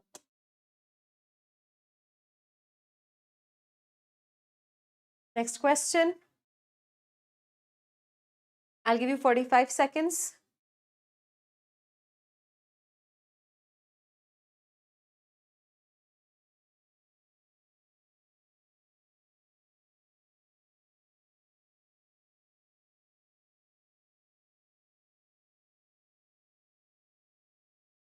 Oh Shanmuka, go scroll Instagram reels and shorts. You will gain more confidence. Don't attend lectures. Why?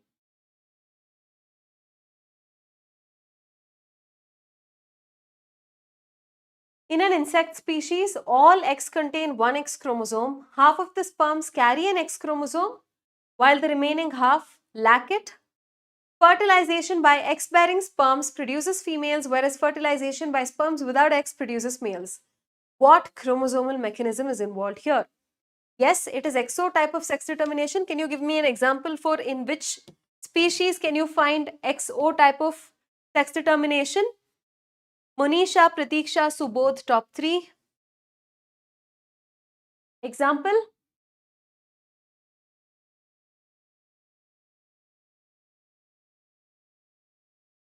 Honeybee, Monisha, honeybee. Honeybee. Exo type of sex determination. Yeah, grasshopper. In honeybee, you find haplodiploid. You can't randomly say, like generally say insects. Honeybee is also insect, grasshopper is also insect, butterfly is also insect. You find different types of sex determination and different types of insects. Okay, so you can't generalize, right? So option C is the correct answer here.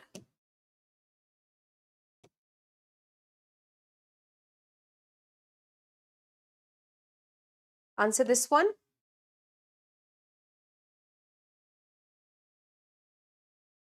Will I send this PDF without solution? No, I will send it with solution only. You want it without solution? I'll share it with you personally. Don't worry.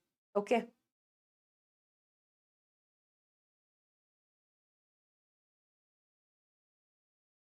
Assertion and reason type of question. In birds, females produce two different types of gametes with respect to sex chromosomes. Reason, females possess dissimilar sex chromosomes unlike males.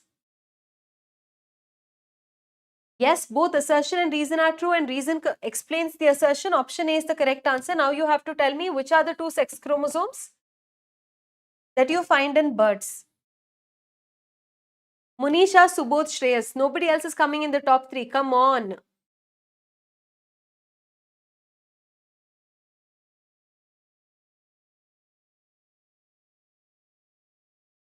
Harshita, Haschita, Haks. What is your name really? Is there a spelling mistake? Harshita, you waited for my session. That's sweet. Thank you. I hope it is worthwhile. Yes, it is ZW. Very good, very good. Good boys, good girls. May God bless you all.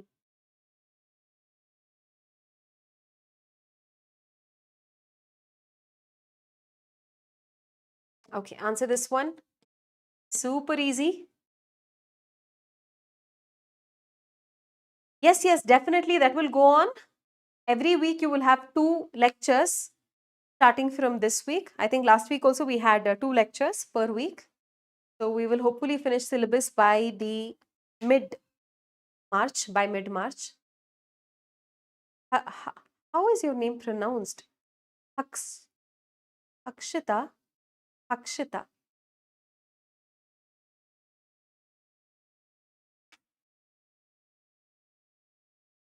Which of the following descriptions refers to a trait influenced by multiple genes with additive effects and environmental modifications? Oh, multiple genes and additive effects and environmental modifications. Which one? Sickle cell anemia, human height, phenylketonuria, blood group. Option B, human height is the correct answer. Whoever said option C? Akshita. Correct, Akshita. Raja Ganapati, Arpita, only 2 of you all have answered correctly. I think the rest of you all answered after the poll ran out of time. Right? That's an example for what kind of inheritance? What kind of inheritance is this? What kind of inheritance?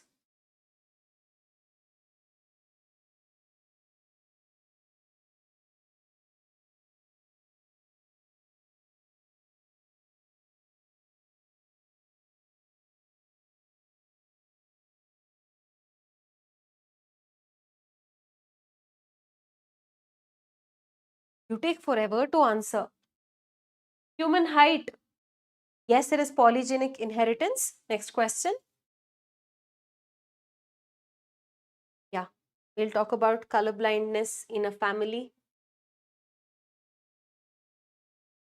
A woman with normal vision has a colorblind father She marries a man with normal vision. What is the probability that her son will be colorblind? Multiple gene responsible. That is why it is poly, multiple, poly. Genes responsible, genic, polygenic inheritance. If one gene is controlling many phenotypes, then it is pleiotropic.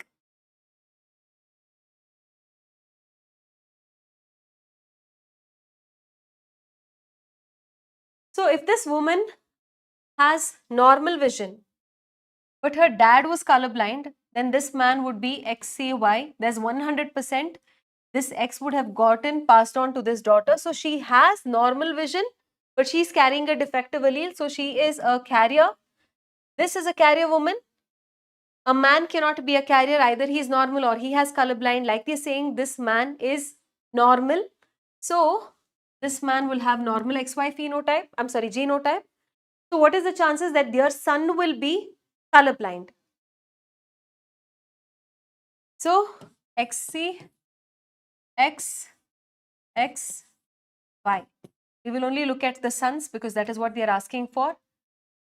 So, yeah, XCY, XY, there is 50% chance that the son will be colorblind. You don't have to do all this drama. If you've read the paragraph and understood this concept very well, you should be able to answer it in a flash, right?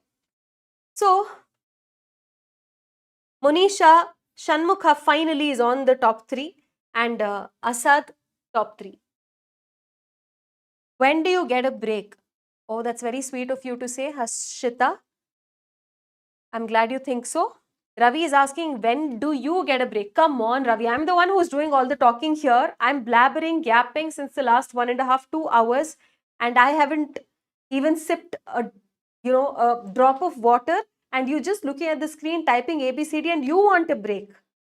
For what? I'm not giving you any break.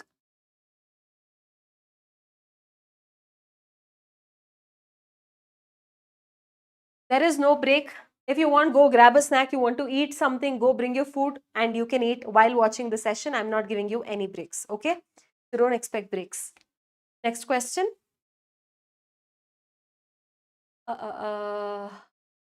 Yeah, answer.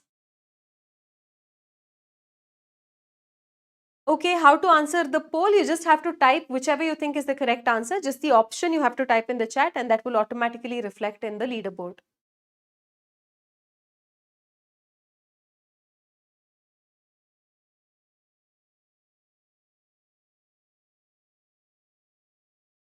Come on, Shanmukha. Stop it. Which of the following conditions requires both parents to be heterozygous for transmission of the disease phenotype? How is colorblindness transmitted? It is X-linked recessive. Hemophilia is X-linked recessive. Sickle cell anemia is autosomal recessive. Klinefelter's is poor thing, chromosomal disorder. Okay. So, in which of the following conditions requires both parents to be heterozygous for the transmission of disease phenotype? It is autosomal recessive disorder. In case of color blindness and hemophilia, what happens? Even if the mother is a carrier and the father is normal, even if one person has heterozygous phenotype, the son can end up getting the disease. That will not work in autosomal recessive disorders, right? So option C is the correct answer. Subodh, Asad, Pratiksha, top 3. Next question.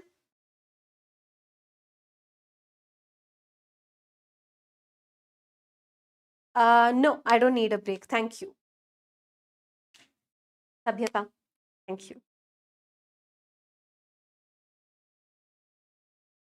A child shows severe anemia due to reduced synthesis of one type of globin chain, while the structure of globin produces normal. Which disorder does this describe? Sickle cell anemia, phenylketonuria, thalassemia, hemophilia.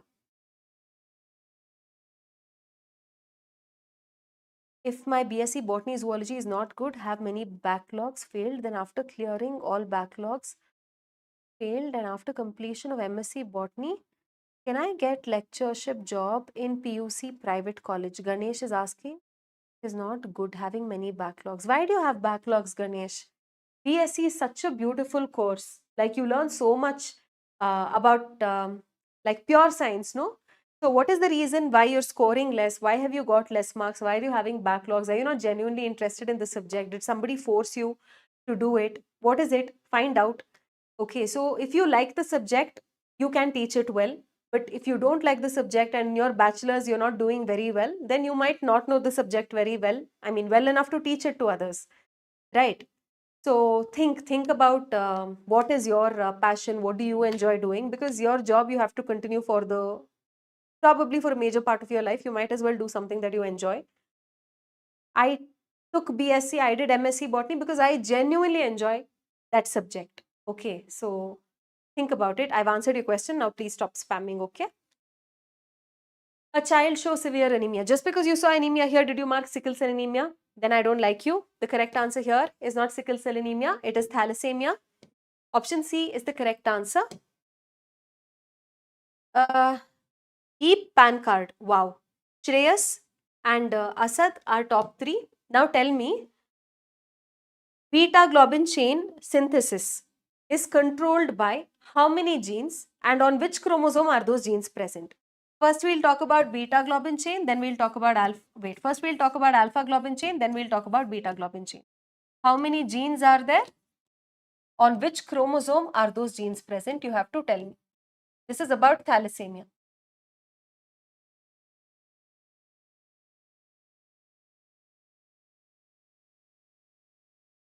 Ganesh, ಆ ಟೈಮಲ್ಲಿ ನಿಮಗೆ ಗೊತ್ತಾಗ್ಲಿಲ್ಲ how to study ಅಂತ ಅಂದ್ರೆ it's okay. Now that you've realized, you can learn that subject again. You can learn it with passion. You can learn it with interest. Then give your exams, qualify all of these. I mean, pass all of your exams. Of course, then if you're good enough in the subject, you can teach.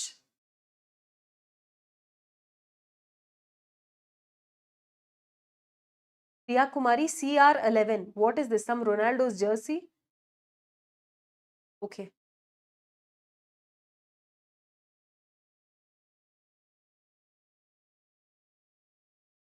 Alpha 11, beta 16. 2 on 11, 1 on 16. Correct. So you have HbA1, HbA2. Why is my handwriting looking so untidy? HbB. This is on chromosome 11. This is on chromosome 16.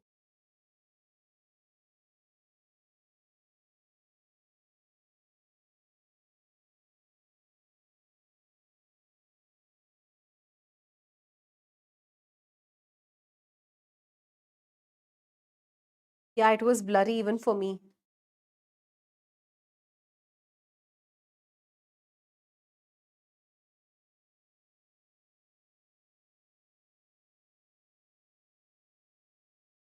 Whoever checked it on Google and told me no, they deleted their comment before I read who it was. What is this assertion and reason question? Assertion statement reads, hemophilia is rarely expressed in females because a female must inherit the mutant allele from both parents, and that is quite rare for a hemophilic man to find a hemophilic carrier woman and get married, right? So that is not very something that happens often. And also in the, I told you, right, in the embryonic stage itself, it will not be viable because there are 2 defective alleles. It will not be viable. The pregnancy itself will not continue. So in this case, both assertion and reason are true, and the reason is the correct explanation for the assertion. So option A is the correct answer. Pratiksha, are you there? Are you able to solve assertion reason questions well? Zoro, Diksha and Pratiksha has solved it correctly. Good job. Top 3. Next question.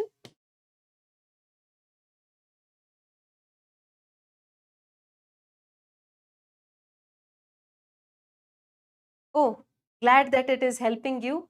Chian Vikram. Cherian. Cherian, what is your name?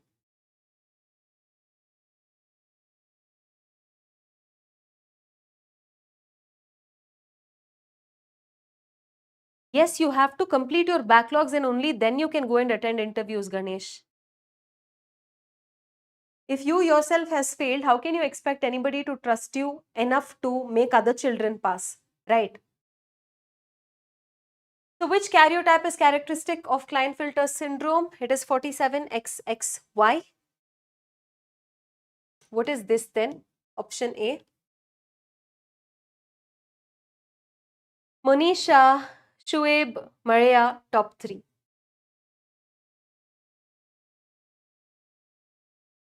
Alien.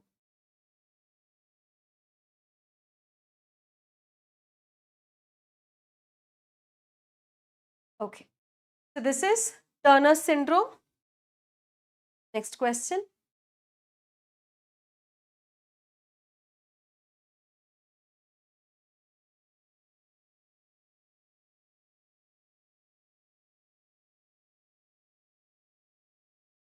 எனக்கு ரொம்ப நல்ல தெரியும். How many people I have in Tamil Nadu? I have a lot of students from Tamil Nadu in your keen batch.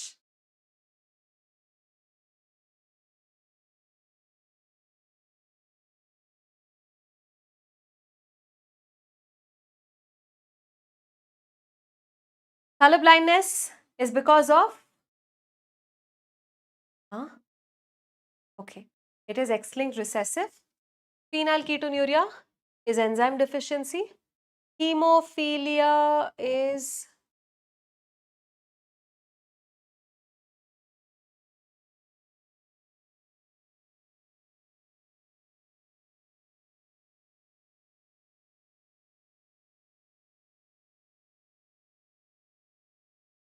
structural hemoglobin defect is not even.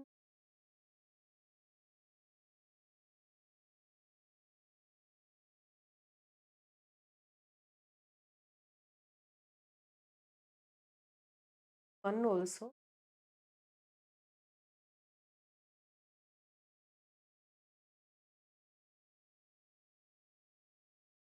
Structural hemoglobin defect. Option A is the correct answer. Monisha, Hakshita, Sanya, top 3. Next question.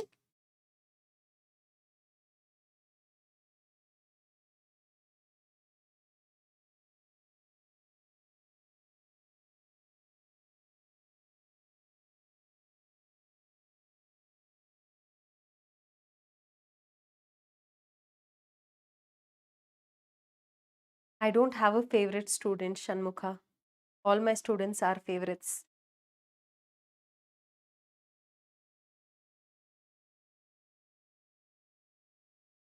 It's like asking your mother, do you like your elder son better than your younger son? Do you like your older daughter better than your younger daughter? Who do you like more? Like you're asking me out of my 2 eyes, which one matters most? Everybody is the same. Which set of features together identifies Down syndrome? Trisomy of chromosome 21, yes. Broad palmar crease, yes. Mental retardation to an extent, yes. Female sterility, no. 1, 2, 3. Female sterility is a characteristic of which syndrome? Of Turner's. PAN card, Monisha, Maria, top 3. Okay, with that we're done with principles of inheritance and variation. It's time we all clap for the toppers. Pratiksha is on top of our list. Great job, Prati. Then we have Shreyas. Then we have Saida, Monisha, Maria, Asad, Subodh, Hridyanjali, Arpita, Ravi, top 10. Okay. Oh, our Kanawan also has joined recently. Hello, mister. Why have you not been replying on the chat? Yeah, you can see where you stand. I've shown you top 25. Now we'll move on to the chapter Molecular Basis of Inheritance. Give me a thumbs up in the chat. It's fine, better late than never. Zoro, let's see how you will do, how you will perform moving forward. Chilian, I cannot read Tamil. You have to type in English. I can speak and understand Tamil a little bit, but I can't read it. Chaliya, chaliya, chaliya.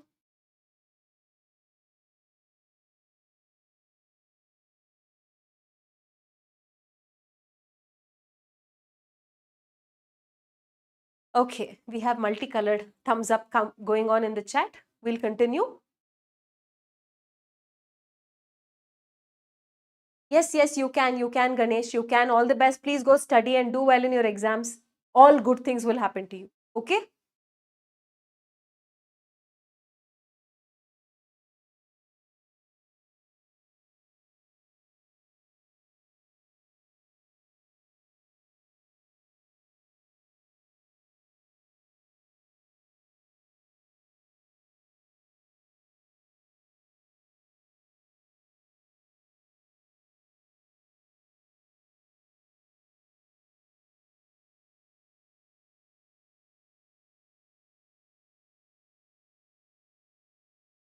Oh, Hakshita has seen my YouTube and all.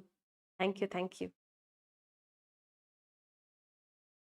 During biochemical analysis of a polynucleotide chain, a free phosphate moiety is detected at one end and a free hydroxyl group at the opposite end. Which conclusion correctly identifies the polarity of this polymer?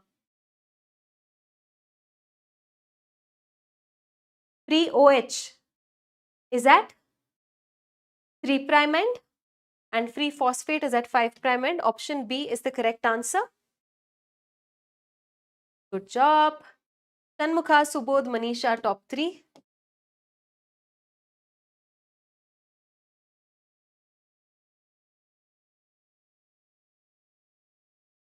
This question has a lot of information, but all of it is not required for you to answer the question. So quickly read it.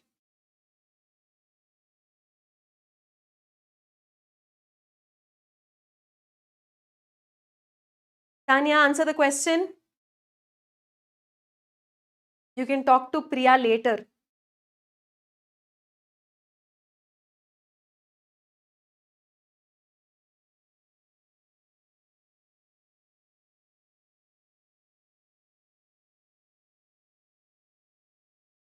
Consider the following information obtained from X-ray diffraction studies and chemical observations. Uniform distance between two strands, base pairing always between a purine and pyrimidine, constant ratios of AT and GC. Which inference directly explains the structural stability and uniform width of DNA? Sugar phosphate backbone faces inwards? No. As a statement also it's wrong. With respect to this also it's wrong. Hydrogen bond alone stabilizes the helix? Not really. Purine pyrimidine pairing maintains uniform distance, like uniform width throughout. Yes. Bases project outward, it seems. No, it doesn't. It projects inward. Option C is the correct answer. Ouch. Shankar, Khushi Sharma, Sanya, top 3. Okay, answer this one. It is actually very easy. The question is just lengthy and a little overwhelming, but actually it's a very, very simple question. Priya, you ping me your phone number, whichever is registered on the app. I will get it unblocked. Okay.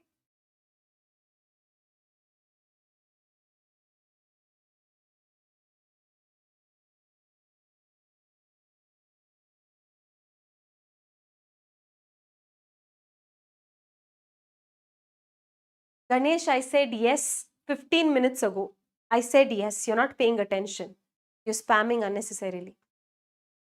A synthetic nucleic acid molecule, that means something we've synthesized in the lab, is analyzed and found to contain ribose sugar, uracil as a base, and an additional hydroxyl group at the 2' carbon. What is the correct interpretation? It's a double-stranded DNA, single-stranded DNA, RNA. It's partially methylated DNA. What is it? It is option C. It is RNA because it has ribose. It also has uracil. Monisha, Arpita, Subodh, top 3. Next question. Answer this. This is about scientists and researchers and their contributions.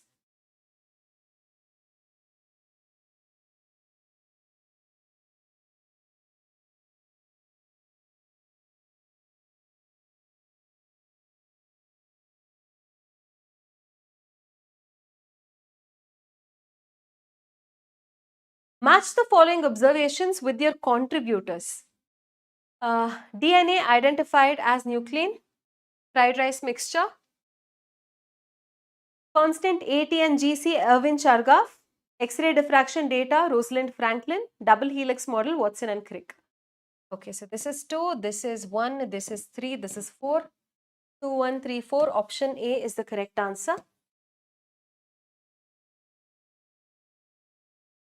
A to the world. Wow, what a name, A to the world. May God bless you. Pratiksha and Asad, top 3. Joy to the world. Here's our next question.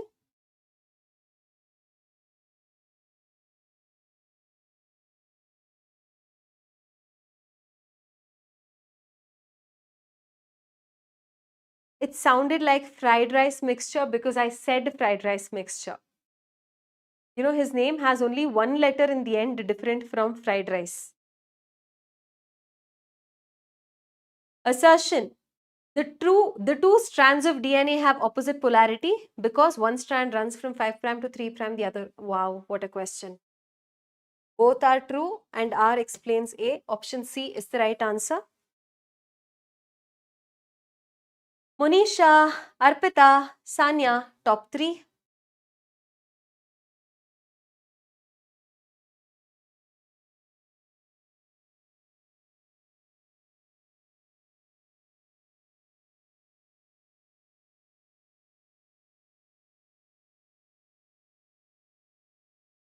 Answer this one.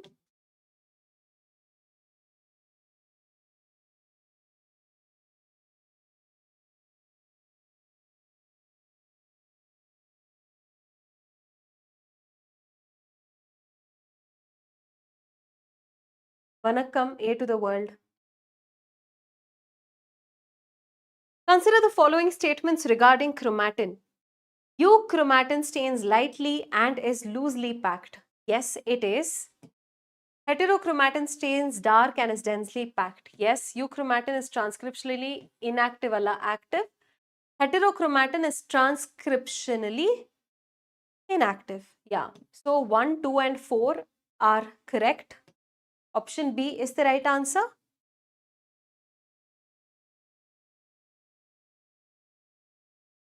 Surya, Jeet, Subodh, top 3. You're an ISRO fan, Jeet bhai.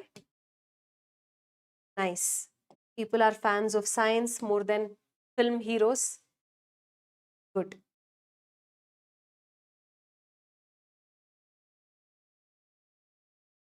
The structural description, beads on string observed under electron microscope, refers to which chromatin organization level?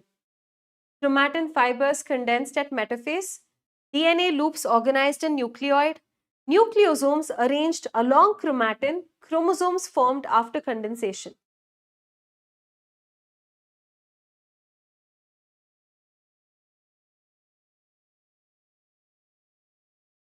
Hogade, Hridayanjali. Don't go. Actually, I'm kidding. You may leave. Bye bye. Please study well.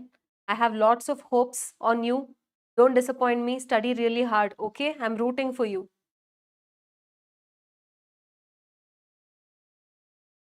The correct answer here is nucleosomes arranged along chromatin. That is what you can see as strings, beads on a string. Saida, Surya, Zoro, top 3. Zoro came late, but look, he has topped again. Next question. Uh,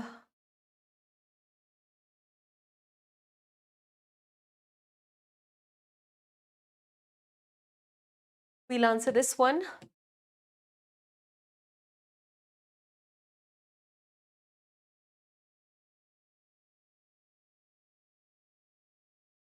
Ravi Lalita is also from Tamil Nadu. In Griffith's experiment with Streptococcus pneumoniae, which specific observation led him to propose the existence of a transforming principle? Heat-killed S strain caused pneumonia. Live R strain caused pneumonia. Heat-killed S strain mixed with live R killed mice. Live S strain lost virulence on heating.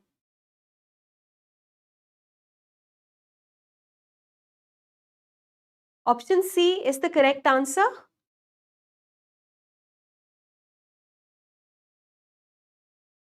Monisha, Jeet, Arpita, top 3. Sometimes there could be like technical glitches. That's the reason why you are not able to see your names come on the leaderboard or the top thing. But don't worry, you know, for as long as you know you're answering correctly, you're answering quickly, it does not matter.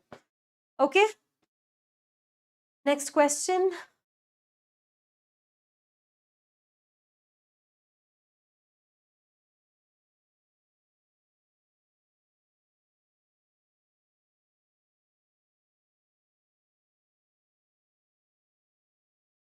Vindhya ma'am does conduct any PYQ classes. On this channel, tomorrow you will have a zoology multiple choice question MCQ session like the one we're having today for botany, but it will not be conducted by Vindhya ma'am. There's another wonderful zoology teacher called Vishwajit sir. He will conduct it tomorrow. Okay. Avery, McLeod and McCarty treated heat-killed estrine extracts with different enzymes. Transformation failed only when it was treated with protease, RNase, DNase, lipase. DNase is the correct answer. Good job. Asad, Sanya, Monisha, top 3.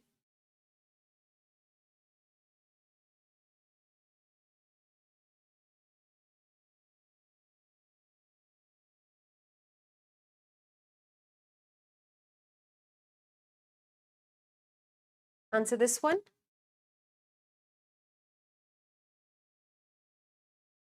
This marathon will probably go on for another hour.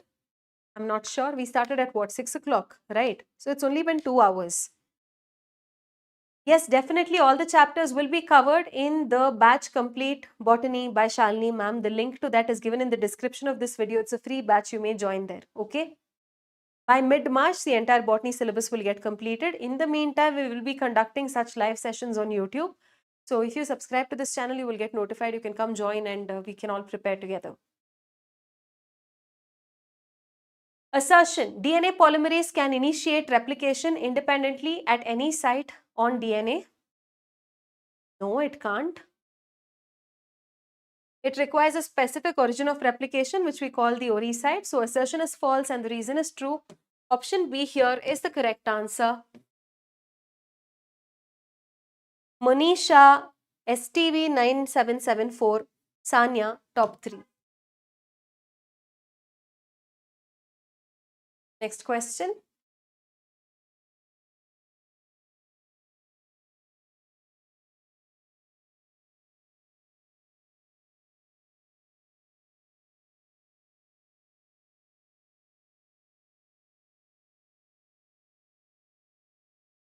Which of the following statements regarding DNA replication are correct? Replication occurs within a replication fork. DNA polymerase synthesizes DNA in 3 to 5 direction, 3' to 5'. One strand is synthesized continuously. Okay, except for the second statement, everything else is correct. So option B is the right answer. 1, 3 and 4 are correct. Monisha, Subodh, Zoro, top 3. Okay, answer this one.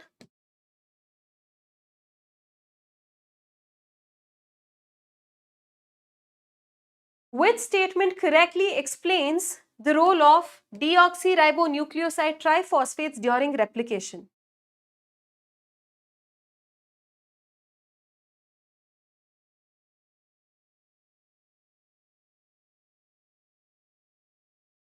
They perform a dual role. They not only act like substrates during polymerization of DNA, they also provide the energy required for phosphodiester bond formation. Not just in replication, even in transcription, they perform the same job. Okay. So they act as substrates as well as provide energy necessary for bond formation. Option C is the right answer. STV, what's your name? Arpita, Zoro, top 3.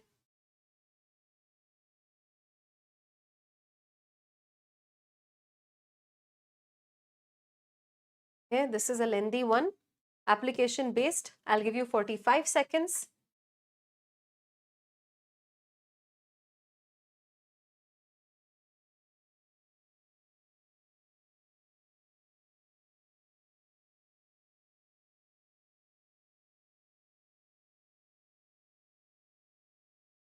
Okay, Vignesh. ST Vignesha.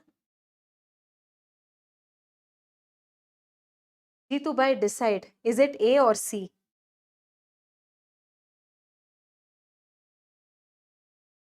A molecular biologist constructs an artificial DNA segment where a promoter is placed at the opposite end of a known terminator. What? Relative to a structural gene. After transcription, it is observed that the strand previously considered as non-coding is now used as template. Which conclusion explains this observation? RNA polymerase can transcribe both strands simultaneously? No, it can't. Coding and template are fixed properties of DNA? No, that depends on the position of the promoter. Definition of coding strand depends on the promoter position is correct. Terminator sequence determines RNA polarity? No, it doesn't. So option C is the correct answer. Wow, good job. Jeet, Khushi, Sanya, top 3. Ai re Khushi. Second.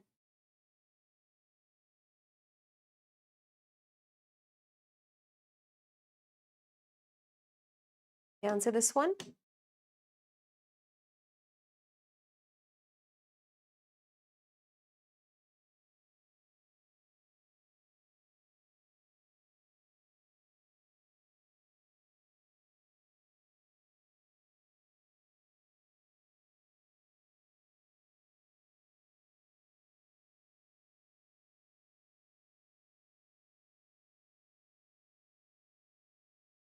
Match the following RNA polymerases with transcription products. RNA polymerase 1 transcribes 28S rRNA, polymerase 2 hnRNA, polymerase 3 tRNA.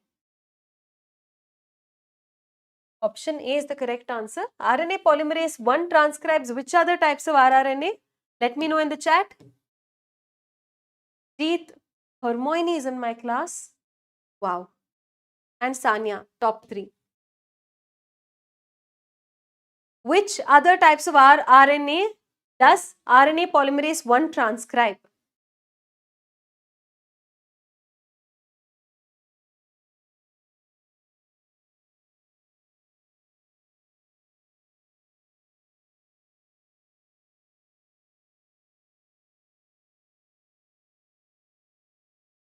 Nobody is answering. 28S rRNA is mentioned right here. The other two types of rRNA are 18S and 5.8S rRNA. Right? Answer this one.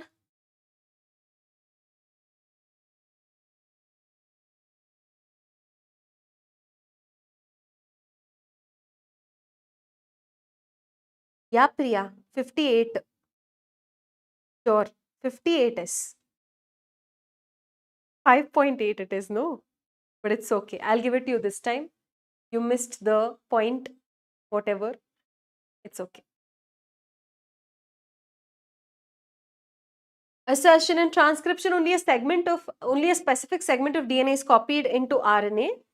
The reason is RNA polymerase duplicates the entire genome like DNA replication. Assertion statement is true, reason is not true because it doesn't. Option A is the correct answer here. Ayayyo, then is false. Na pannette. RNA polymerase copies message from DNA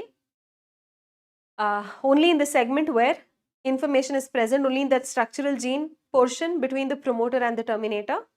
Right? So R is wrong. B is the correct answer.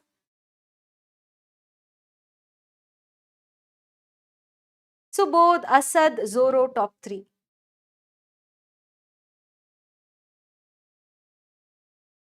Next question.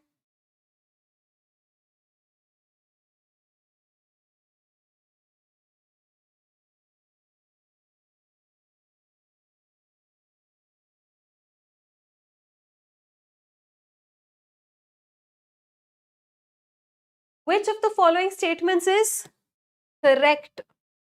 Coding strand is transcribed into RNA. Is it? No, it isn't. Template strand has 5 to 3 polarity. Nope. Reference points are defined using coding strand. Yes. 5' upstream coding strand. That is promoter towards the 3' downstream will be terminator. RNA polymerase synthesizes RNA in 3 to 5 direction. No, it doesn't. It is 5' to 3'. So only 3 is correct. Option B is the correct answer. Yep, good job.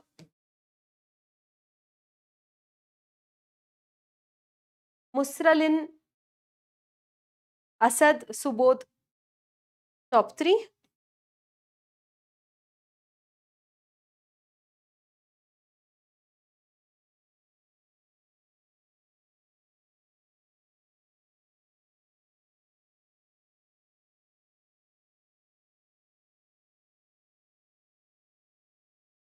A gene produces a single polypeptide and contains introns. What best describes this gene?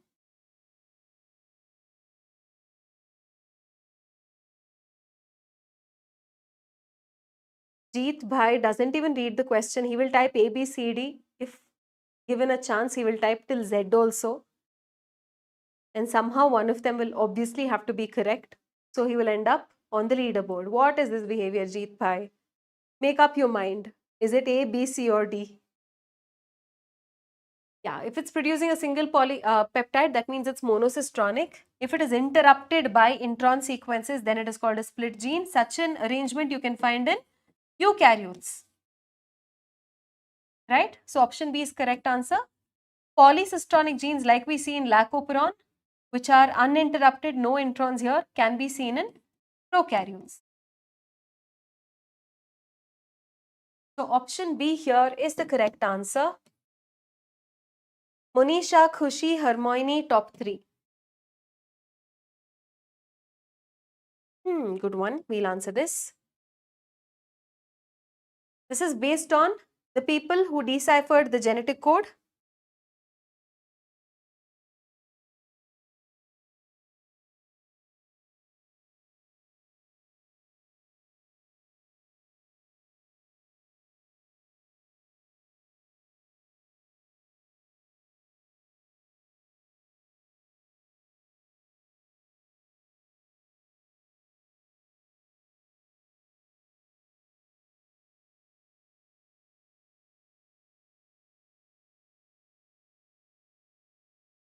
George Gamow, what did he do? He said that he hypothesized that the genetic code is a triplet. Our own Indian Hargobind Khorana synthesized RNA of defined sequences. Marshall Nirenberg, cell-free protein synthesis. So 2, 3, 1. Option A is the right answer. Jeet! Jeet gaye bhai. And who was this? STV? I forgot your name. What did you say your name was? You and Sanya, top 3.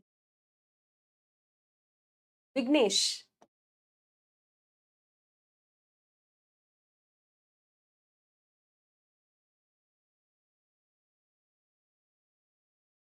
Answer this one.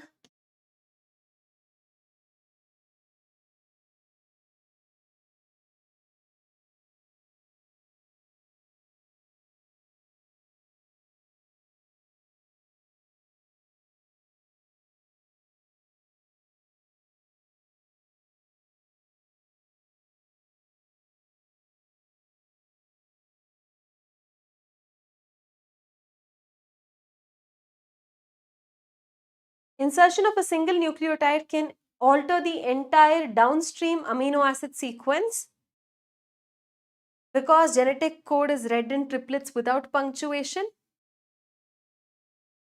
Assertion is true. Yes, there will be a frame shift if a single nucleotide is inserted or deleted. Why is that so? Because genetic code is read in triplets continuously. Right? Bye bye, Hakshita. See you soon again. So, option A is the correct answer here.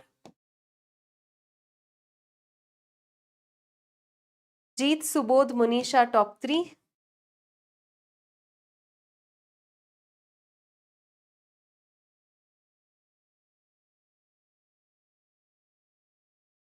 Here's our next question.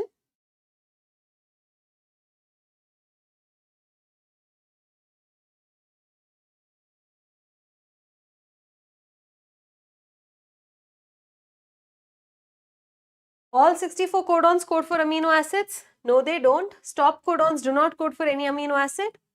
Genetic code has punctuation marks. Codons do not overlap. Which of the following statements are correct? Only the second statement is correct. Right? So option A is the right answer here.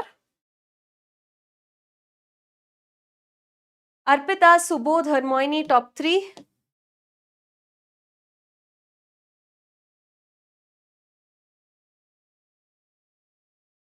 Answer this one. Easy peasy.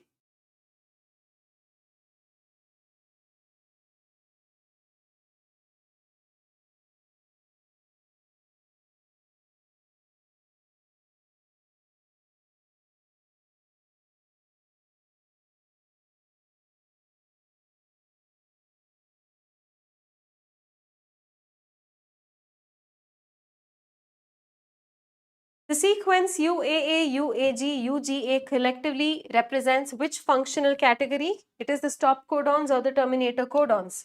You are away, you are gone, you go away. That's how you can remember this. Jeet, Vignesh, Arpita, top 3.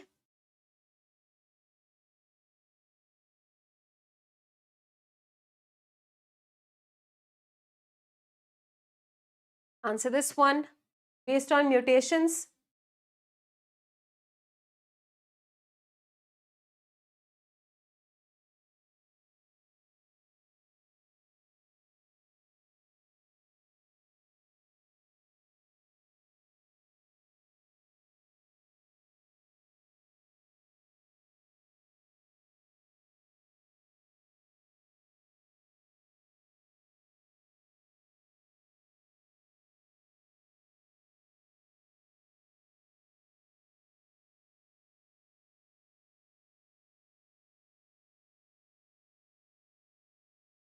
A mutation inserts 2 bases within a structural gene. Which outcome is more likely? No effect on amino acid sequence, deletion of a single amino acid, frame shift from insertion point onwards, reading frame is restored. Option C is the correct answer. If only we had inserted 3 bases instead of 2, what would be the consequence? Who can tell me? Sarvesh, Hari, Jeet, top 3. If only instead of 2 bases, if 3 bases were inserted within the new DNA sequence, what would the consequence be? It's okay, Sabhyata, don't worry about that. Please focus on the question and answer. Timing does not matter. Okay? For as long as you're answering correctly, it's fine. Arpita, we can't say it will not have any effect. It will have effect. Okay, so in whichever codons insertion is happening, whichever codons are getting affected, they will be affected. It's just that frame shift will not happen if 3 or multiples of 3 bases are inserted or deleted. There is no effect on reading frame, but effect will be there. Okay. Next question.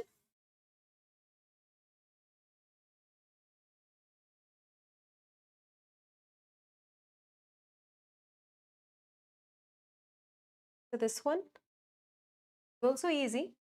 This should be trans-acetylase.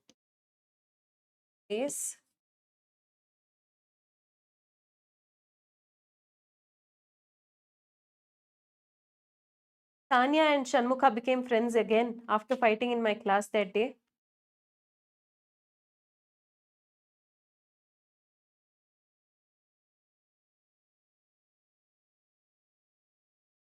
I gene codes for repressor protein. Why is everything incomplete here? Repressor protein, the beta galactosidase, Y permease.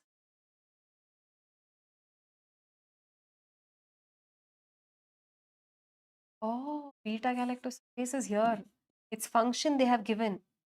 This hydrolyzes lactose, okay? Y gene permease increases the permeability to beta galactosides. Nice question, nice. A gene codes for transacetylase 3412. Option B is the correct answer. Pratiksha, Sayada have answered correctly. Did you understand now? He's your good bro. Okay. Syed Pasha is asking, you're a dropper, advice for you from March as you have completed the syllabus and revision is on process. Try to solve as many questions as you can from as many sources as you can and revise your concepts through your questions and read NCERT.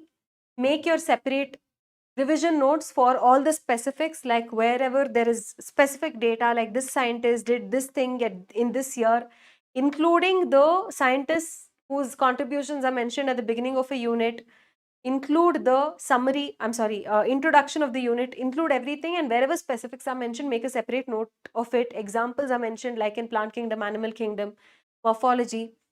Revise it frequently and answer as many questions as you can. Okay? So don't just answer questions and be chill about it. After you answer questions, you have to sit down and analyze and find out if there's a specific pattern where when specific types of questions appear, if you get going wrong, if there is something like that, and find out in which concepts you're getting questions answered incorrectly. Work on those concepts more. Okay?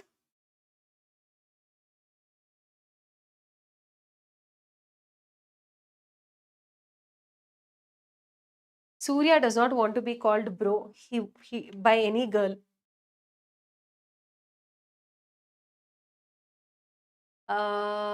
Prokaryote. Okay, we'll answer this one.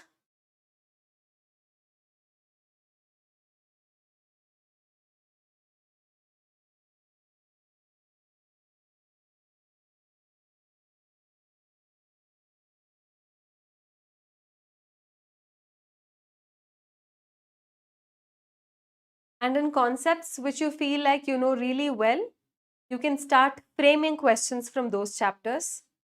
Like, you know, what are the different kinds of questions that can appear in a NEET exam, right? There will be multiple choice, there will be assertion reason, there will be statement based, there will be direct fill in the blank sort of questions, match the following, diagram based, all of these different types. You have one paragraph. How many different questions can you frame from that one paragraph if you were the paper setter?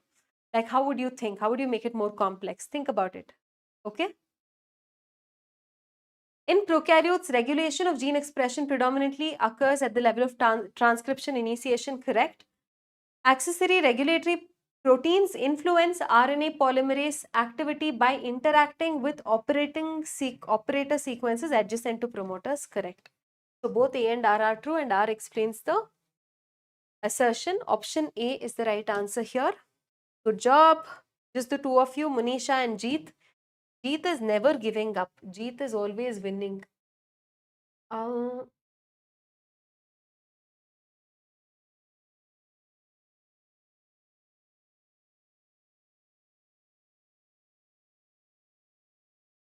okay.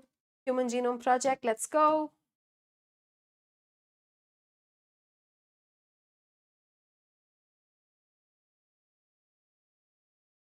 Zoro, were you part of our Yakin batch? What is your name? Did you ever talk? Did you ever chat in the batch? I don't remember seeing your name at all.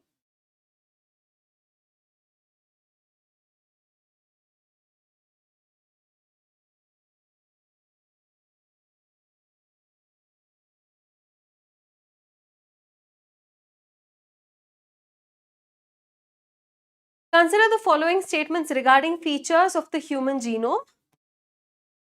Salient features of the human genome. Less than 2% of the genome codes for proteins, yes. Repetitive sequences form a large portion of the genome, yes it does. Almost all nucleotide base pairs differ among humans. Almost all, which is like 99.9%. Can we call that almost all? Okay, chromosome Y definitely does not contain maximum number of genes. Chromosome 1 contains that, 2968 genes, right? This one contains the least amount of genes, 231. So,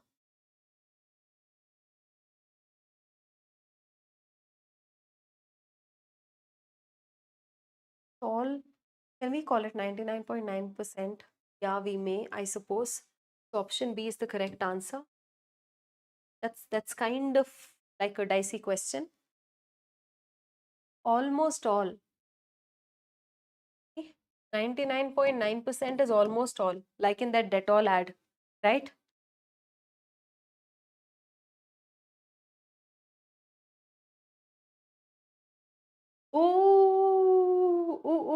My bad, my bad. Right. Almost all differs they have given, not similar. So 1 and 2 is the correct answer. But A and C are both 1 and 2. What do we do now?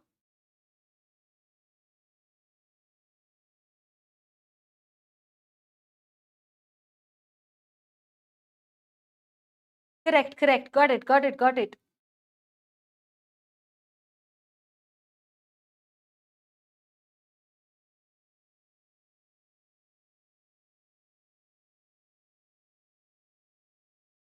Some long question is there about DNA fingerprinting. Let's see if you can get this correct.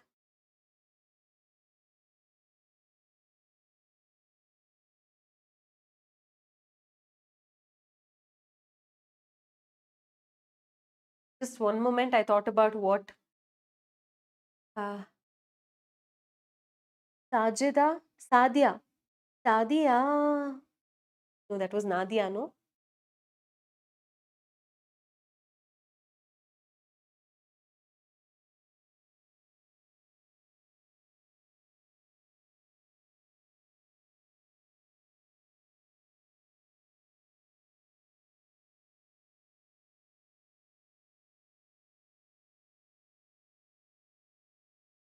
Okay.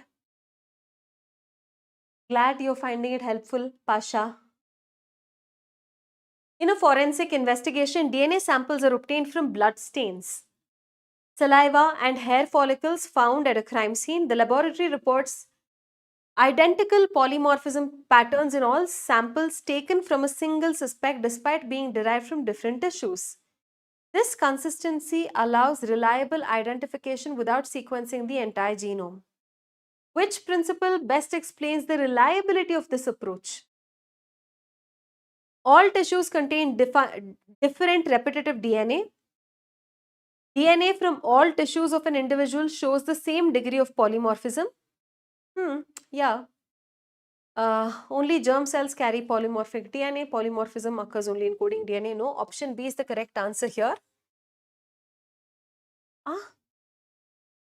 Hey, all tissues contain different repetitive DNA from the same person. Like my DNA in my skin cell is different from the DNA in my brain cell or what? How did all of you answer it as A? We are saying in all the samples that we have taken, there is identical polymorphism. That means it's different samples belonging to the same person. How do you explain that is the question? How is it that different tissues of the same person can have different DNA? Did you not understand the question?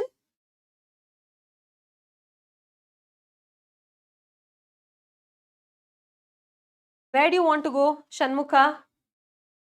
Adivangre.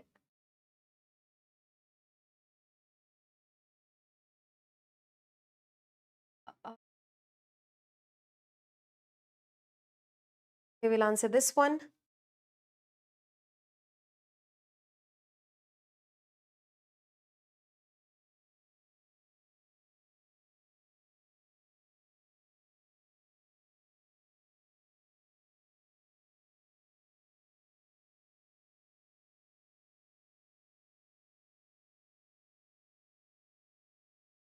Asad, what they're saying is they went to a crime scene. Okay, so they got different samples, some saliva sample, blood sample, hair follicle, and all of that, and they ran like a DNA fingerprinting or whatever. But they got identical results for all of those different tissues, different samples. What does that indicate? How is it possible that all of them are identical? That is because it probably belonged to the same person. How do you explain that? In one person, whatever DNA is present in my skin cell, same thing will be present in my blood. Same is present in my hair follicle, right? Romeo Kumar, Romeo, I will answer your question. Please wait. Restriction digestion is used to cut DNA. Electrophoresis is to separate a mixture of DNA fragments. Blotting is transfer DNA from the gel to the nylon membrane. Hybridization is binding the VNTR probes to single-stranded DNA. 2134. Option B is the right answer. Nice. Jeet, Pratiksha, Saida, top 3. Saida is also our Yakin baby, no? Because I remember singing Saida in class. We'll answer this last question from this chapter, but we have more questions from 11th grade syllabus following this.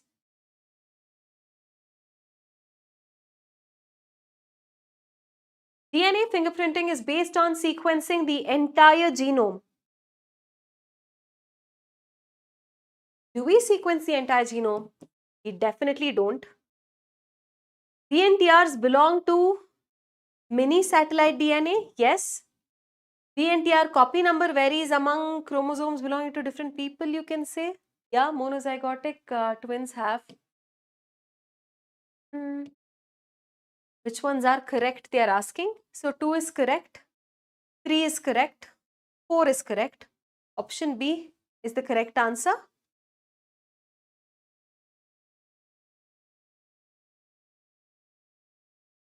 Jeet! Jeet is going on jeeting. And Sanya, Shanmukha, top 3.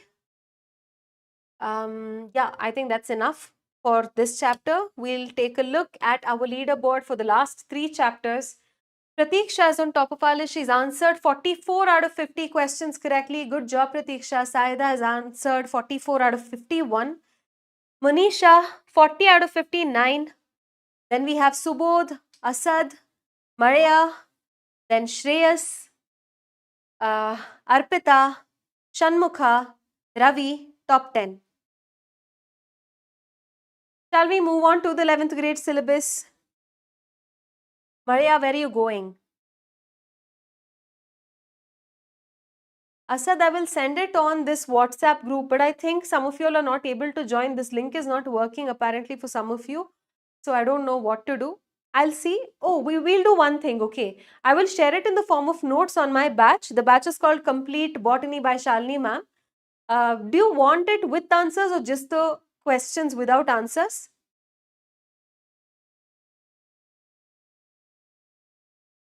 If you want it with solutions or without solutions, I will upload it on this app, on this batch, on this free batch as additional notes. You can refer to it from there.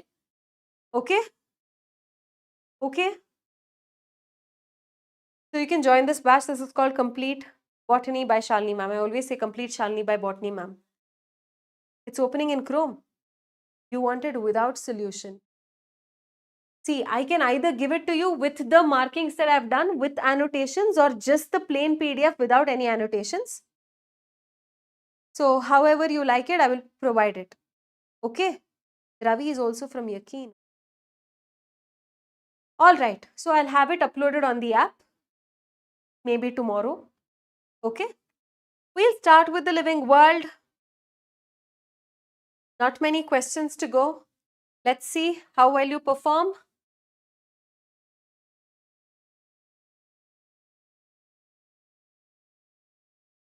It's either with my annotations or without these annotations. One of those two. I can't give you like questions in one place and maybe, oh, I can do that actually.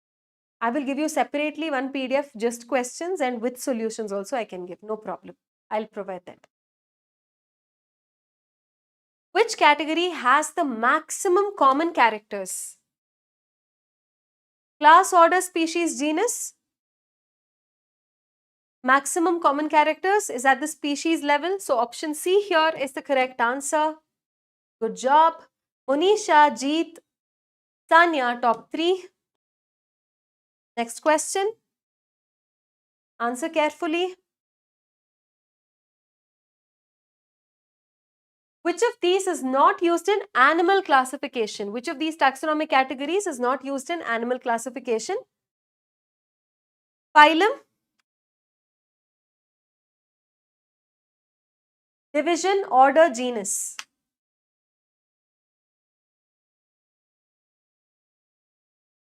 Yes, what do you have instead of division? You have phylum. Division is something that you use in classification of plants.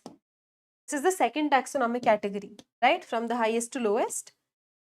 Monisha, Maria, Vignesh, top 3. Okay, next question. It's an assertion and reason type of question.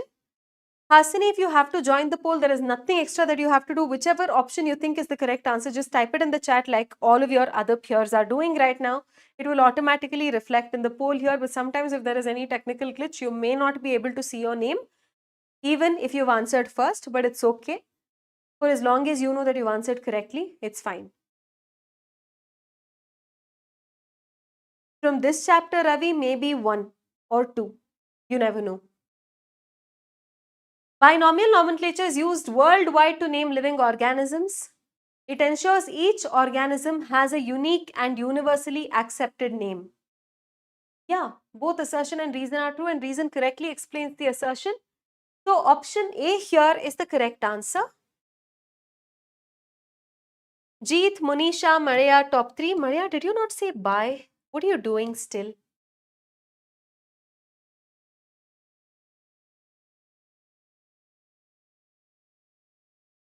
Hey, Bharat is here. Hi, Bharat. Long time. How are you doing?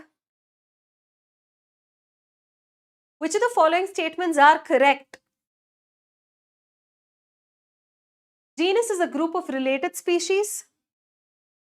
Binomial names are underlined when handwritten. Class is a broader category than order. Species is more general than genus. Except for the fourth one, every other statement is correct. Option A, 1, 2, 3 are correct. Who said all of the above? Pratiksha. Why? Species is more general? No, it is more specific. It becomes less and less specific and more general as you move in the ascending order of taxonomic hierarchy. Hasini, Sankalp, Vignesh, top 3.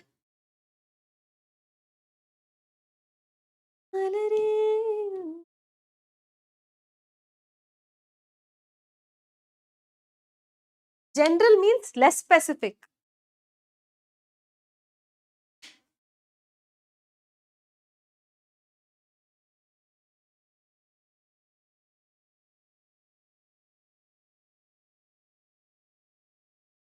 It's okay, Ravi, better late than never.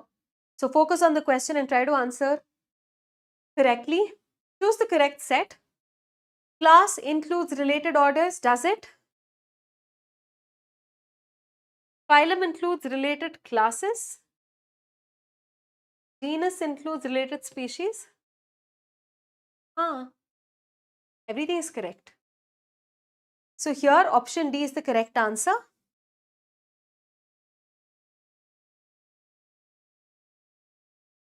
Monisha, Jeet, Asad, top 3.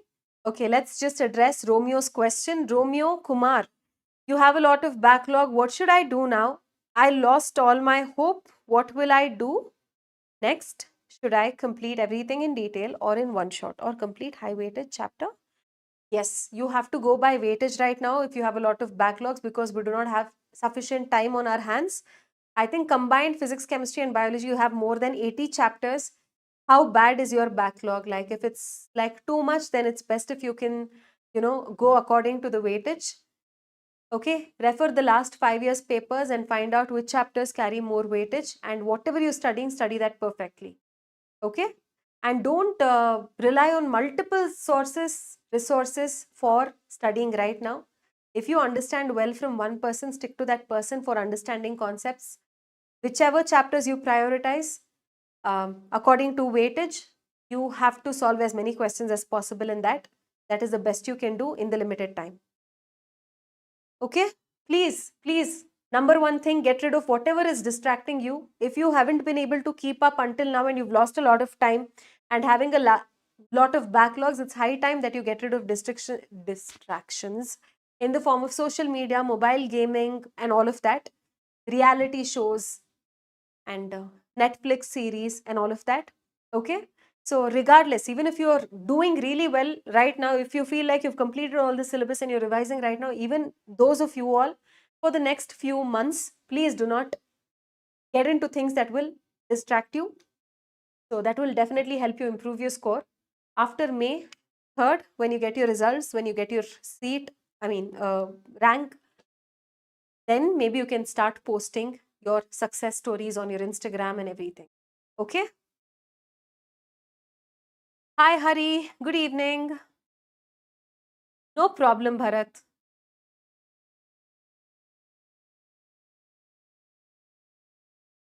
May 4th? Isn't May 3rd the first Sunday in May? Is it May 4th? Okay. Next question.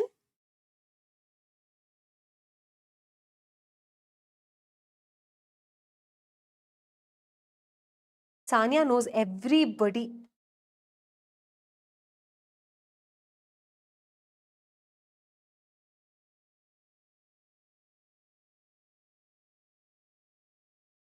Yeah, from May 4th, you're free. Make sure you give your 100%. You should not have anything to blame and regret later. What is your best? Yes, definitely do that, Romeo. Sit down today and eliminate all your distractions. Okay? Identify the correct sequence of taxonomic ranks for housefly. Which of the following correctly matches the taxonomic classification of the housefly? Wow, okay. What a way of framing the question. Genus isn't domestica, genus is musca. We have it here. Option C, musca domestica, muscidae, diptera. What is the phylum here called? Tell me. Boys and girls, ladies and gentlemen, what is the correct answer here? Which is the phylum? Jeet, Vignesh, Sanya. What is the phylum that housefly belongs to? करना होता है सान्या, करो करो, ज़्यादा socialize करते रहो. Yes, it is arthropoda. Correct. Nice.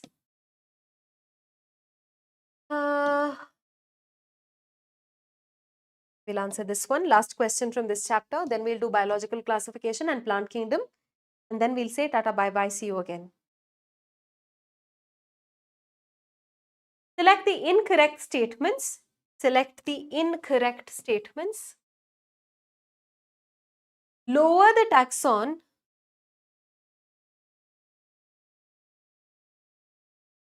मैं English बोलता हूँ तो क्या?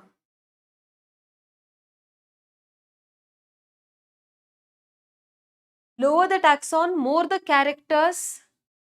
Correct. The members within the taxon share. Order is the assemblage of genera.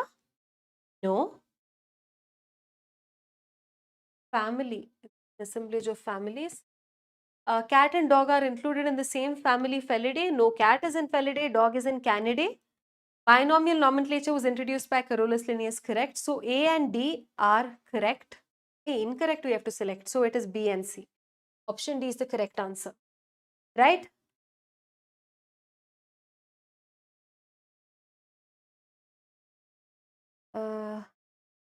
Subodh has answered correctly.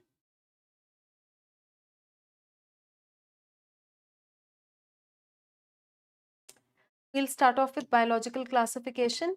Here's the first question.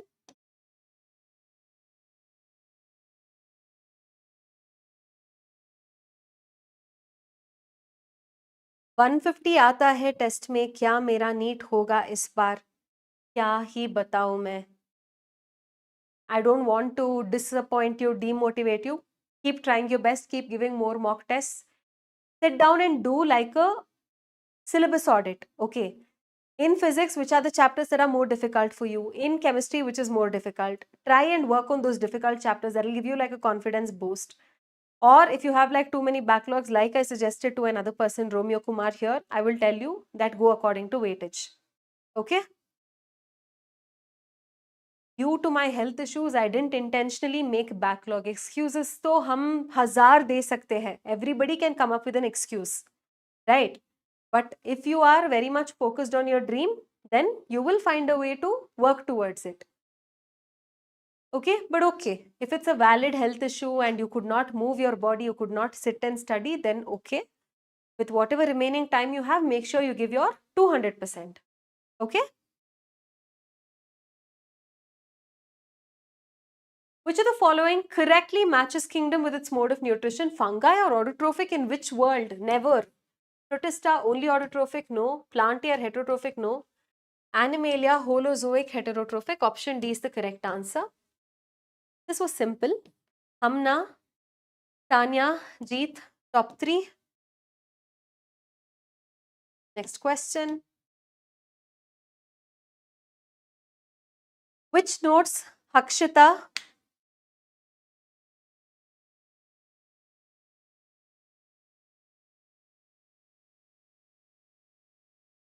Same to you, Sabhyata. Read the following statements. Dinoflagellates possess 2 flagella. Yes, that's why they're called dinoflagellates. One longitudinal and the other one transverse. Red tides are caused by rapid multiplication of red dinoflagellates like goniolacs. Euglenoids have a cell wall made of stiff cellulosic plates. No, they don't. What do they have instead? They have a protein-rich pellicle. So how many statements are correct here? 1 and 2. There's only 2 of them that are correct. Stiff cellulosic cell plates you can find in dinoflagellates, not in euglenoids. So option B here is the correct answer. Handsome men. Okay, whatever is your name, you. Jeet and Shreyanshi, top 3. Just now Shreyanshi said that she is feeling demotivated. Look, she's in the toppers list already. Hi Rishi, good evening. Akshita, if you're asking about the notes from this class, you will get it on the app. There is a batch called Complete Botany by Shalini ma'am. The link to that is given in the description of this video. You can click and enroll there. It is a free batch. You will get this notes there. Okay? Which of the following correctly pairs the classifier with the system? Well, Linnaeus five kingdom classification, both of these are ulta-fied, not really correct. Aristotle morphological classification, enema, herb, shrub, trees, correct. Vejanic is related to viruses. He did not even classify all this. So option C is correct answer. Jeet, Subodh, Saida, top 3. Here is our next question.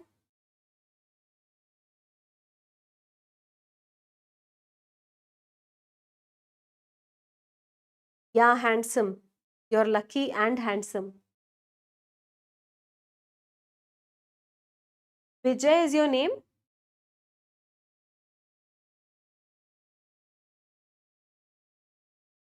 Which of the following is not correctly matched? Vaccinia, Basidiomycetes, Neurospora, Ascomycetes, Coletotrichum, Phycomycetes, Rhizopus, Phycomycetes. Coletotrichum is Deuteromycetes, not Phycomycetes. So option C is the correct answer. Good job. You've learned all these examples also. Nice. I'm pleased, pleasantly. Hamid, Arjun Singh, Hamna, Tumna, top 3.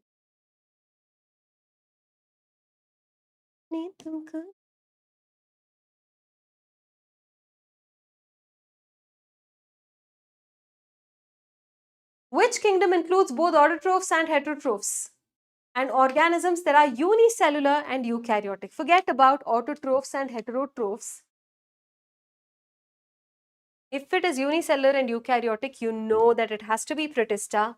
So option B is the correct answer here. Monera also includes autotrophs and heterotrophs and unicellular organisms, but it's not eukaryotic. Okay?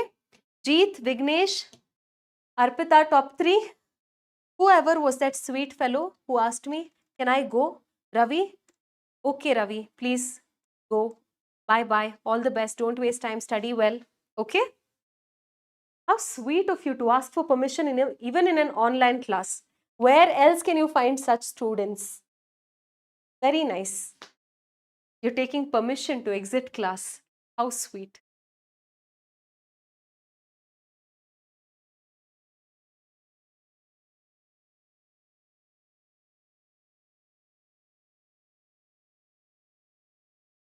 You know, sometimes I feel like my students are so sweet that they could put like Cadbury into like out of business. It could be a technical glitch. Don't worry about it. For as long as you are answering correctly, that's all that matters. Asad, why are you saying bye? The five kingdom classification placed Chlamydomonas and amoeba together in the same kingdom. What was the reason? Because they're both unicellular and they're both eukaryotic. Option C is the correct answer.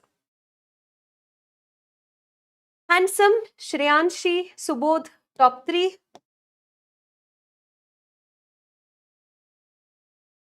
We'll answer this one.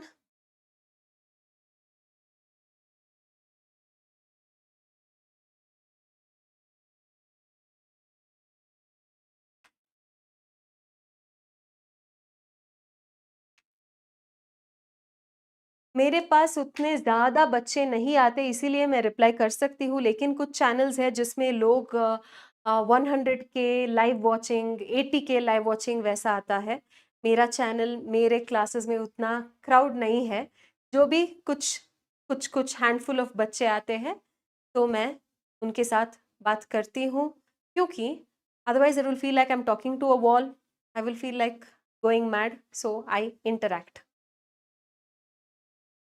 Okay, so potato spindle tuber disease was because of a viroid. Mad cow disease caused by prion. What is BSE here? Bovine spongiform encephalopathy. Who discovered viroids? What's the name of that guy? Diner.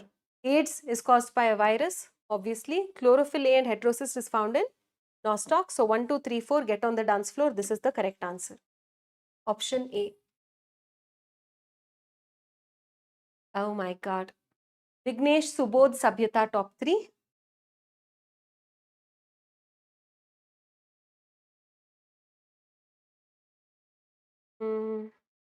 Okay, we'll answer this one.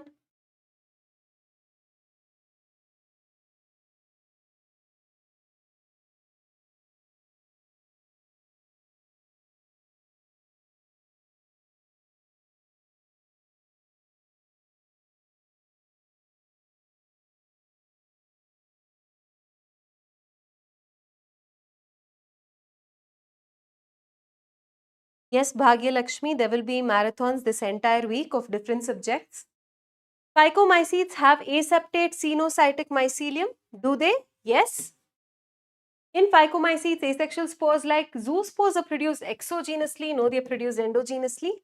Sexual spores in ascomycetes are produced inside asci. They are ascospores, correct. Conidia are the asexual spores of ascomycetes and deuteromycetes, correct. So, how many are correct? 1, 2, 3 are correct. Option C is the correct answer.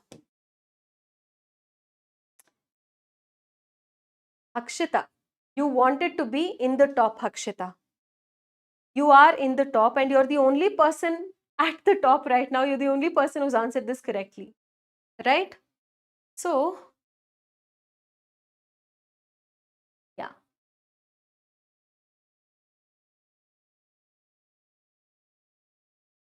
Asad, there is something called a phone charger. You could try that. Next question. Last question from this chapter. All we are left with is plant kingdom. If you stay, you will know how well you fare in plant kingdom.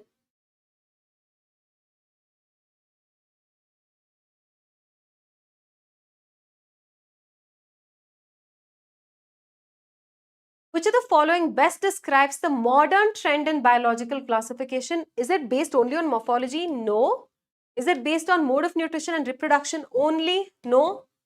Based on evolutionary relationships along with structural similarities? 100% yes.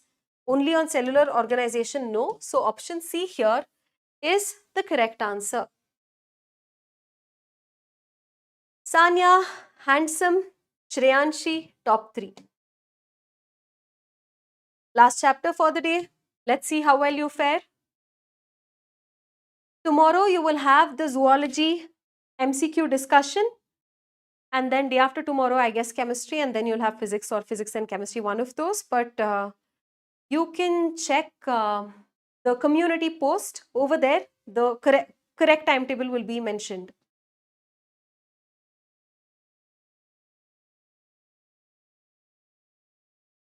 In gymnosperms like Pinus, which of the following structures is associated with fungal symbiosis? Coralloid roots, mycorrhizal roots, nodulated roots, hostorial roots. Where is it? It is mycorrhizal roots. Option B is the right answer. Jeet, Maria, handsome, top 3.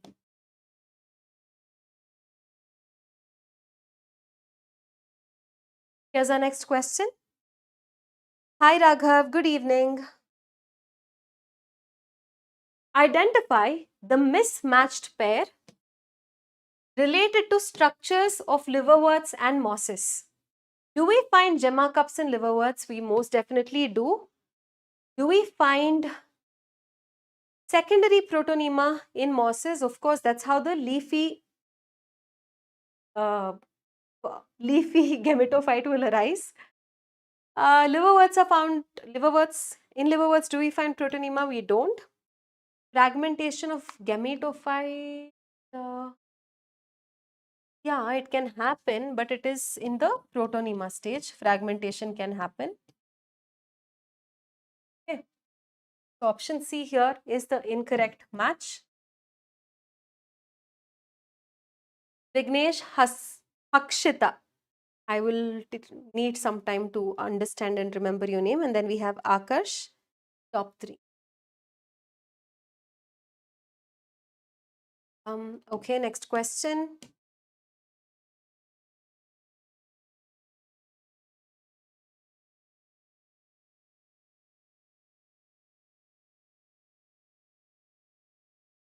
Romeo, yes, please do whatever helps, however you understand better. You have to solve a lot of questions. That's what you need to do.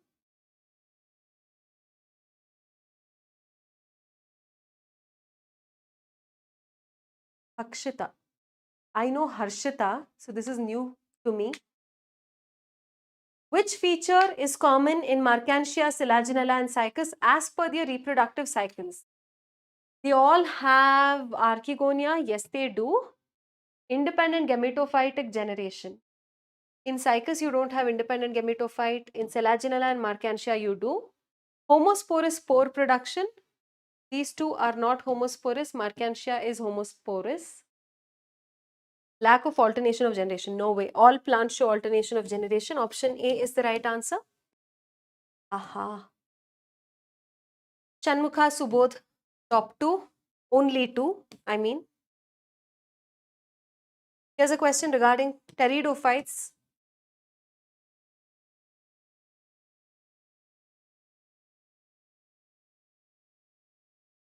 Select the correct statements regarding pteridophytes. You have to look for which ones are correct. They are the first terrestrial plants with vascular tissues. Yes. Your gametophyte requires moist conditions for growth. Absolutely. They exhibit heterospory in all members. Not really. Most of them are homosporous. Very few are heterosporous. Example, Selaginella and Salvinia. They show alternation of generations. Yes, they do. So 1, 2 and 4. Option B is the right answer. Akash, Subodh, Jeet, top 3.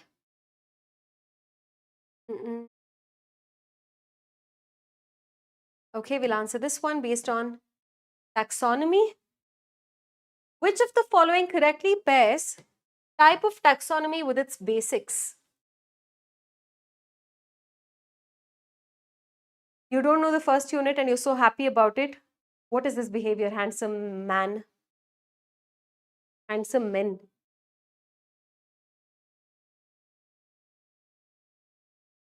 Which of the following correctly pairs the type of taxonomy? Cytotaxonomy, chromosomal structure, behavior and all of that.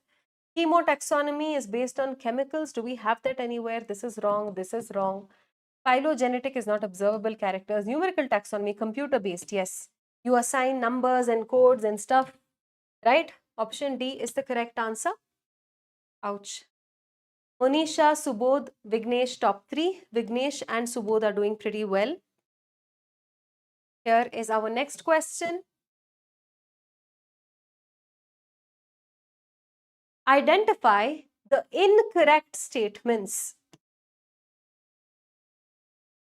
Coralloid roots and cycas are associated with nitrogen-fixing cyanobacteria. Yes. The giant redwood tree Sequoia dendron giganteum is a gymnosperm. Yes. Needle-like leaves of conifers reduce water loss and help conserve water. Yes. Female gametophytes in gymnosperms is not free-living, neither is it photosynthetic. It depends on the sporophyte. In fact, it won't even be released from the sporophytic plant body, right? It does not have independent existence. Up until it forms the seed, it is retained within the sporophytic plant itself. So option D is the correct answer. Isizale. Okay. Sania, Hamid, top 3. Hamid or Hamid? I don't know. Next question.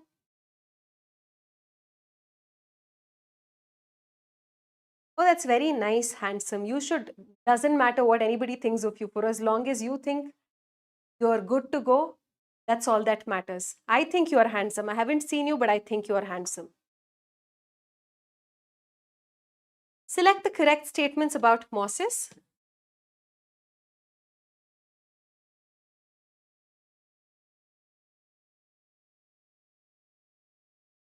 The protonema is the first stage of gametophyte development. Yes. The leafy stage arises from primary protonema. No, it arises from the secondary protonema. Moss sporophyte is more elaborate than liverwort sporophyte. Yes, and they have their own mechanisms for dispersal of spores as well. Rhizoids and mosses are not unicellular, they are branched and multicellular. So which ones are correct? 1 and 3 are correct. Option A is the right answer. 50%. Akarsh, Asad, Tanya, top 3. Next question.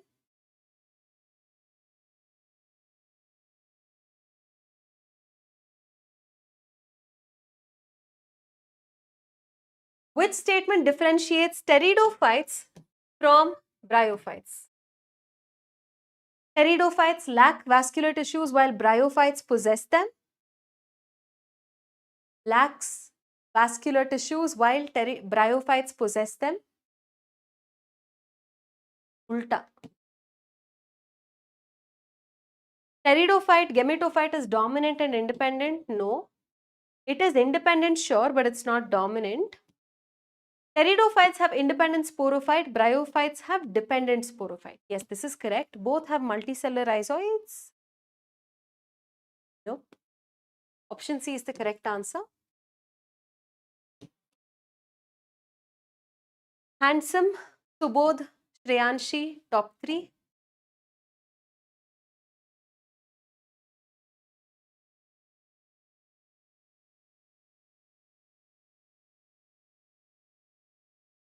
Which one of the following is an example of a pteridophyte that possesses structures considered as a precursor to seed habit? Bryopteris, Selaginella, Lycopodium, Marsilia.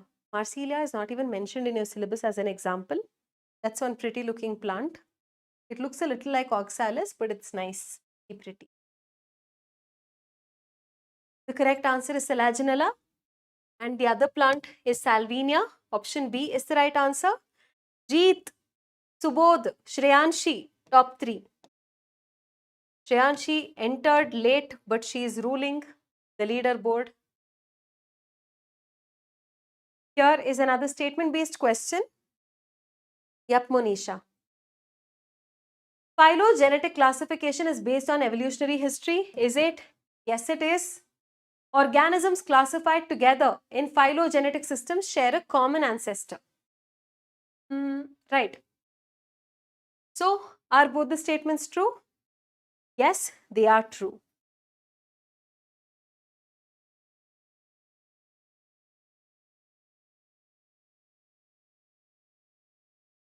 Yeah, in BSc there is Marsilia. Both the statements are true. Option A is the correct answer. Jeet, Maria is back, and Hakshita, top 3. Next question related to algae. Match the following. Gelidium. You get agar from Gelidium. It's a red alga. Sargassum. Brown alga. Where are you, Sargassum? Edible alga. Chlorella. Protein rich. Fucus is the source of algin. 2431. Option A is the right answer.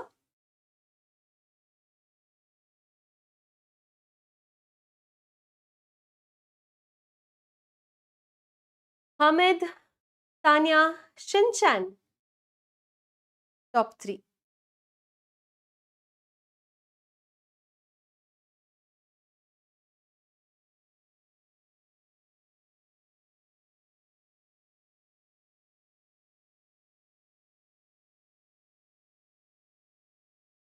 We will answer this one.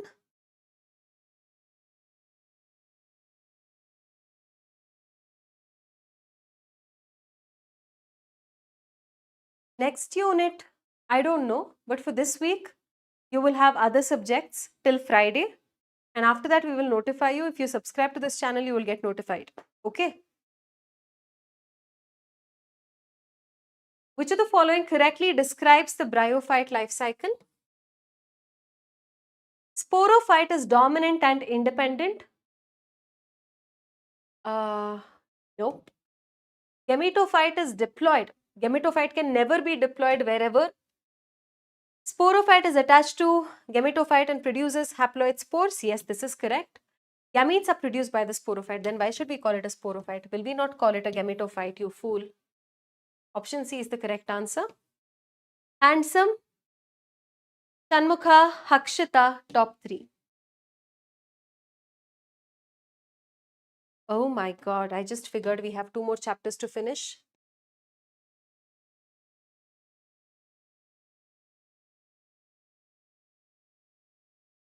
Pteridophyte, gametophytes require moist conditions because antherozoites require water to reach the archegonium for fertilization. Yes, both are correct.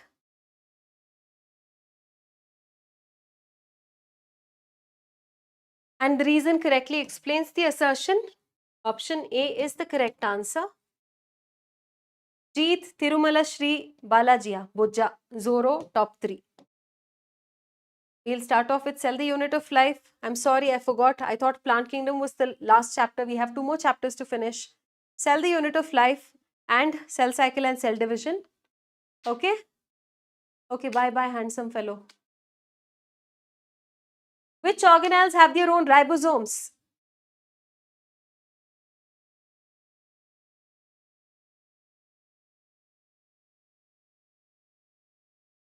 Chloroplast and mitochondria. That is why we call them semi-autonomous organelles. They make some of their own proteins within their own 70S ribosomes. So handsome, Arpita, Hakshita, top 3. Next question. I will pick only the difficult kind of questions. Okay, so we'll answer this one. You've been such a wonderful crowd. Very well behaved.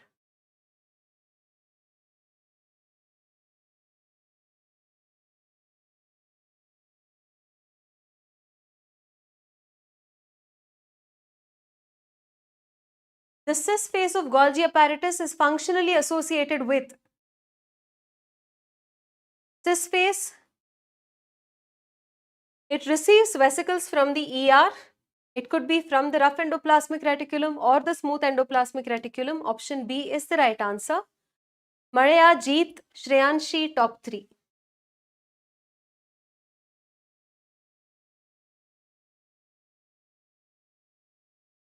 Okay, answer this one. Which of the following is the correct sequence of layers in a typical bacterial cell envelope from outside to inside? Would you have outside? You have what is called the glycocalyx. If it is thick, it is called capsule. If it is thin, you call it the slime layer. Following that, you have the cell wall that is made up of peptidoglycan. Inside that, you have the cell membrane or the plasma membrane. So option B here is the correct answer. Chinchan, Vaishali, Vishali and Jeet, top 3. Next question.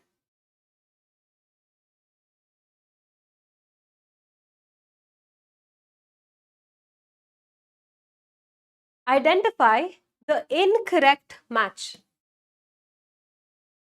Mesosome is involved in DNA replication and respiration, yes. Chromatophore, pigment containing extensions in cyanobacteria meant for photosynthesis. That's why it's found only in cyanobacteria because they are the photosynthetic bacteria, right?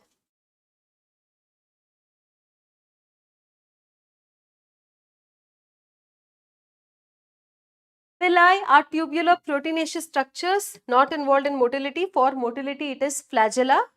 Fimbriae, attachment, correct. So option C is the correct answer here. Cricket tax. Okay. Maria, Pratiksha, top 3.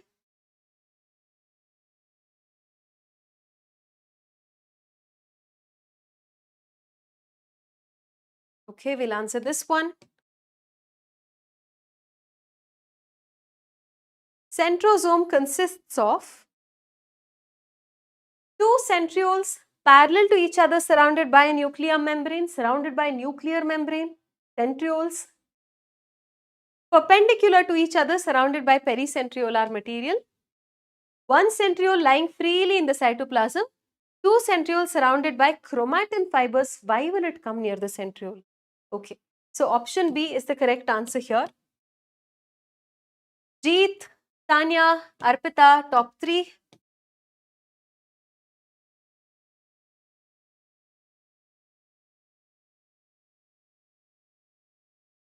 Okay, we'll answer this last question from this chapter. Which of the following correctly distinguishes chloroplasts from mitochondria?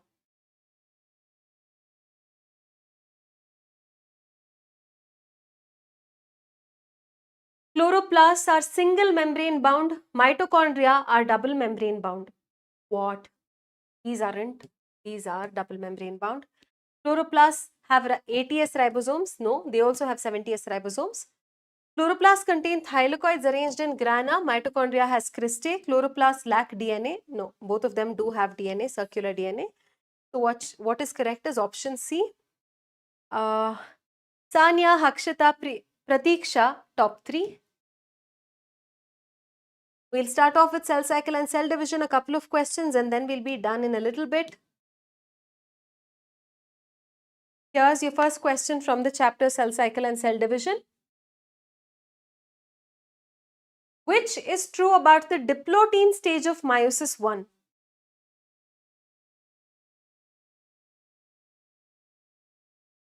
Synapsis begins where? In zygotine. Crossing over happens where? In pachytene.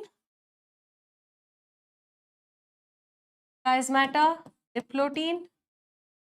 Terminalization of chiasmata, diakinesis. So, option B is the right answer. Jeet, Pratiksha, Sanya, top 3.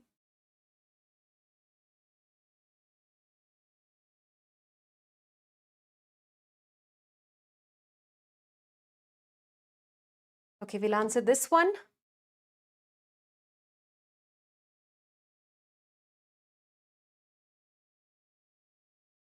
What would happen if cytokinesis does not follow karyokinesis? What is cytokinesis? Division of the cytoplasm. During cell division, first the nucleus divides by a process called karyokinesis, following which cytokinesis should happen, right? So what would happen if cytokinesis does not follow karyokinesis? Polyploid cells will form, syncytium forms, chromosome number reduces, DNA replication halts. Asad, is it A or B? Why are you saying AB de Villiers? A, B. Asad, what is ABCD? Syncytium forms. Syncytium is nothing but a multinucleate condition. We've learnt about the term syncytium in the free nuclear endosperm, that is called syncytium, right? Option B is the correct answer. Jeet, Moideen, Shinchan, top 3. We'll answer this one.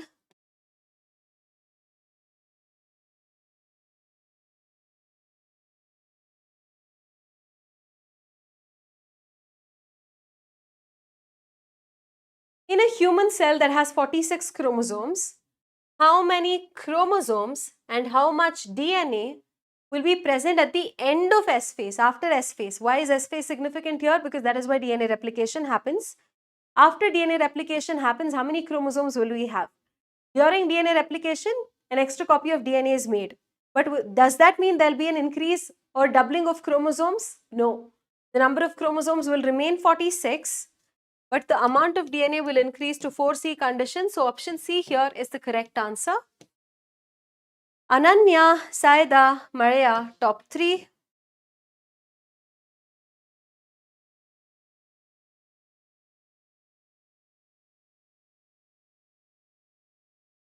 Okay, we'll answer this one.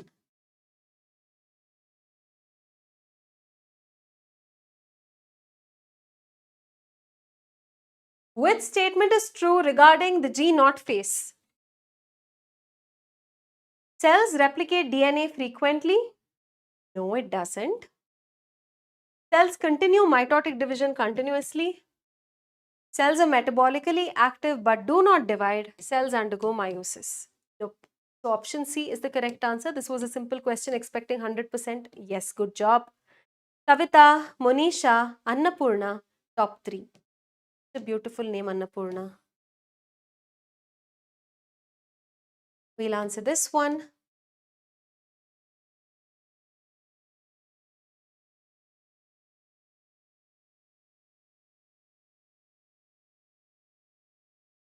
Leptotene, chromosomes become visible. Pachytene, crossing over happens.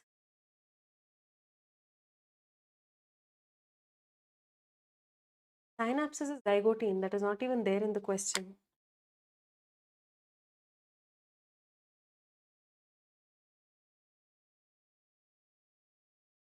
For diplotin home pair via.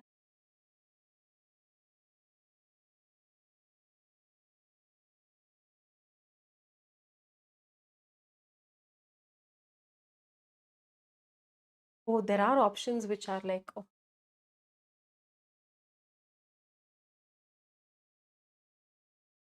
2, 3, 4 is sure. 2, one of these two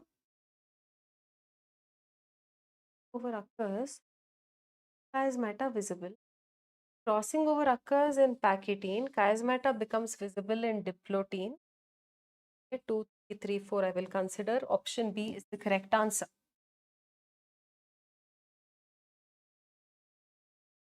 Pratiksha has answered correctly. One and only Pratiksha. Next question. In animal cells, cytokinesis occurs by furrow formation. Does it? Yes. In plant cells, cytokinesis occurs by formation of a cell plate. Yes. Golgi complex, ER and nucleolus disappear at the start of prophase? No. Of course, in prophase, but towards the end. That's because they want you to think, Monisha. If everything is like A for apple, B for ball, then it's easy, right? It is that kind of questions that will decide your score. Okay? Chromosomes are composed of a single chromatid during metaphase of mitosis? No. Even during meiosis also chromosomes will have two chromatids. Meiosis 1, meiosis 2, metaphase 1, metaphase 2, metaphase of mitosis. In every case, you will have two chromatids. Which statements are correct? 1 and 2 are correct. Option B is the right answer. Ananya, Subodh, top 3, top 2, only 2.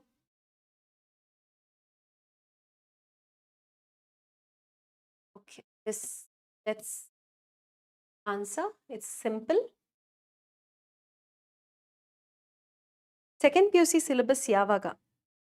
Already we started, no? At the beginning of the session only we discussed with 12th grade syllabus and then we started 11th grade syllabus. For as long as you prepared, they're not really dangerous, Asad. Think about it with a positive mindset. If you think they're dangerous and approach it, even if something is like something very simple also could, give you anxiety. That's a wrong mindset to have. It's actually not that difficult, especially considering how well you're doing in this session. It's not difficult at all. G1 phase is where cell growth happens. G2 phase, G2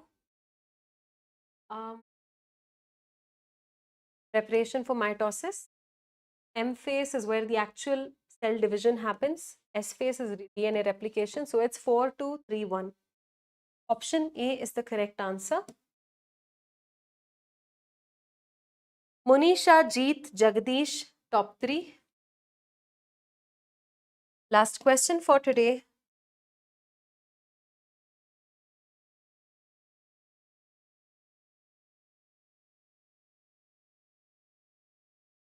Tanya, 37 years PYQs you don't need. 37 years is like as old as me. At that time, the syllabus was only so different from what it was now. If you go on doing that many old questions, no, some of them may not even be relevant to our current syllabus. They might be out of syllabus. So it's not necessary. The last 10 years is good enough. To answer in poll, hi Ritika, good evening. We're almost ending. You just have to type what you think the correct answer is in the chat and that will suffice. Yeah, so this is transition to metaphase. Option C is the correct answer. I'm sorry, option B is the correct answer. Pratiksha, what? Oh my God, whoever this is. I don't know. I haven't been expressed this kind of admiration before. Whoever you are, I appreciate you. Thank you very much. Okay, and then we have Saida. Thank you. Thank you, whoever you are. But change your name. Your identity should be yours. Okay? Yeah, we'll take a look at the final leaderboard. Subodh is on top. Oh my God, Subodh, you answered 70 out of 79 questions correctly. Great job. Saida, 67 out of 74. Pratik Shah, 65 out of 73. Then we have Maria, Arpita, Monisha, Asad, Sanya, Shanmukha, Jeet, top 10. The rest of you can check your ranks here. Of course, there will be technical glitches. Sometimes you may have answered correctly, but it may not have reflected on the leaderboard. Okay. Yeah. And then the rest of you can take a look. See, Hridyanjali, she's answered 24 and all 24 are correct.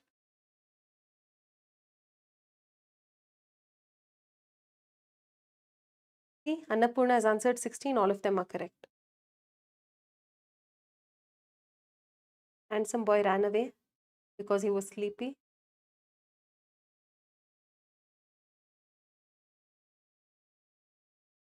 Yeah, so you can check for where you stand in this crowd, in just today's people who participated. So you'll know, you can imagine on the actual NEET exam, where would you stand? Just because ನಾನು ಕನ್ನಡದವರೇ ನಾವು ಕನ್ನಡದ ಕಂದ ಕೇಳಿಸ್ಕೊಳ್ಳಿ. So here, don't just stop after solving questions. After solving, you have to analyze them, which questions you got wrong, why did you get them wrong, and all of that is your job. Okay? All right. I enjoyed today's session too. Cool. Yeah, we'll see Shanmukha. Thank you, Mohak. Next question. We are done for the day. Whoever asked for the next question. Tomorrow you will have another live session, not botany, but some other subject, zoology tomorrow, and then following that, Thursday and Friday, you'll have physics and chemistry. So you can join and test how well you've studied.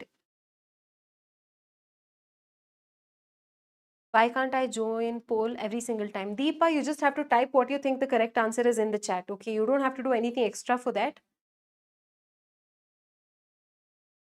Okay, lots of love from Karnataka, from Bangalore. Back at you, Tamil Nadu folks.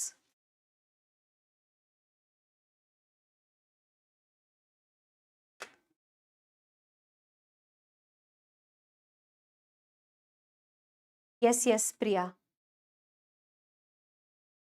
Sanya is in 8th position. Did you join late, Sanya?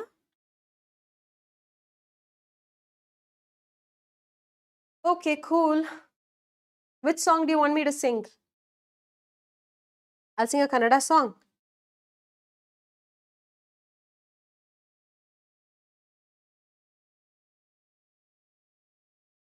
ಬೆಂಗಳೂರಲ್ಲಿ ಎಲ್ಲೋ ಒಂದು ಕಡೆ. Which song should I sing?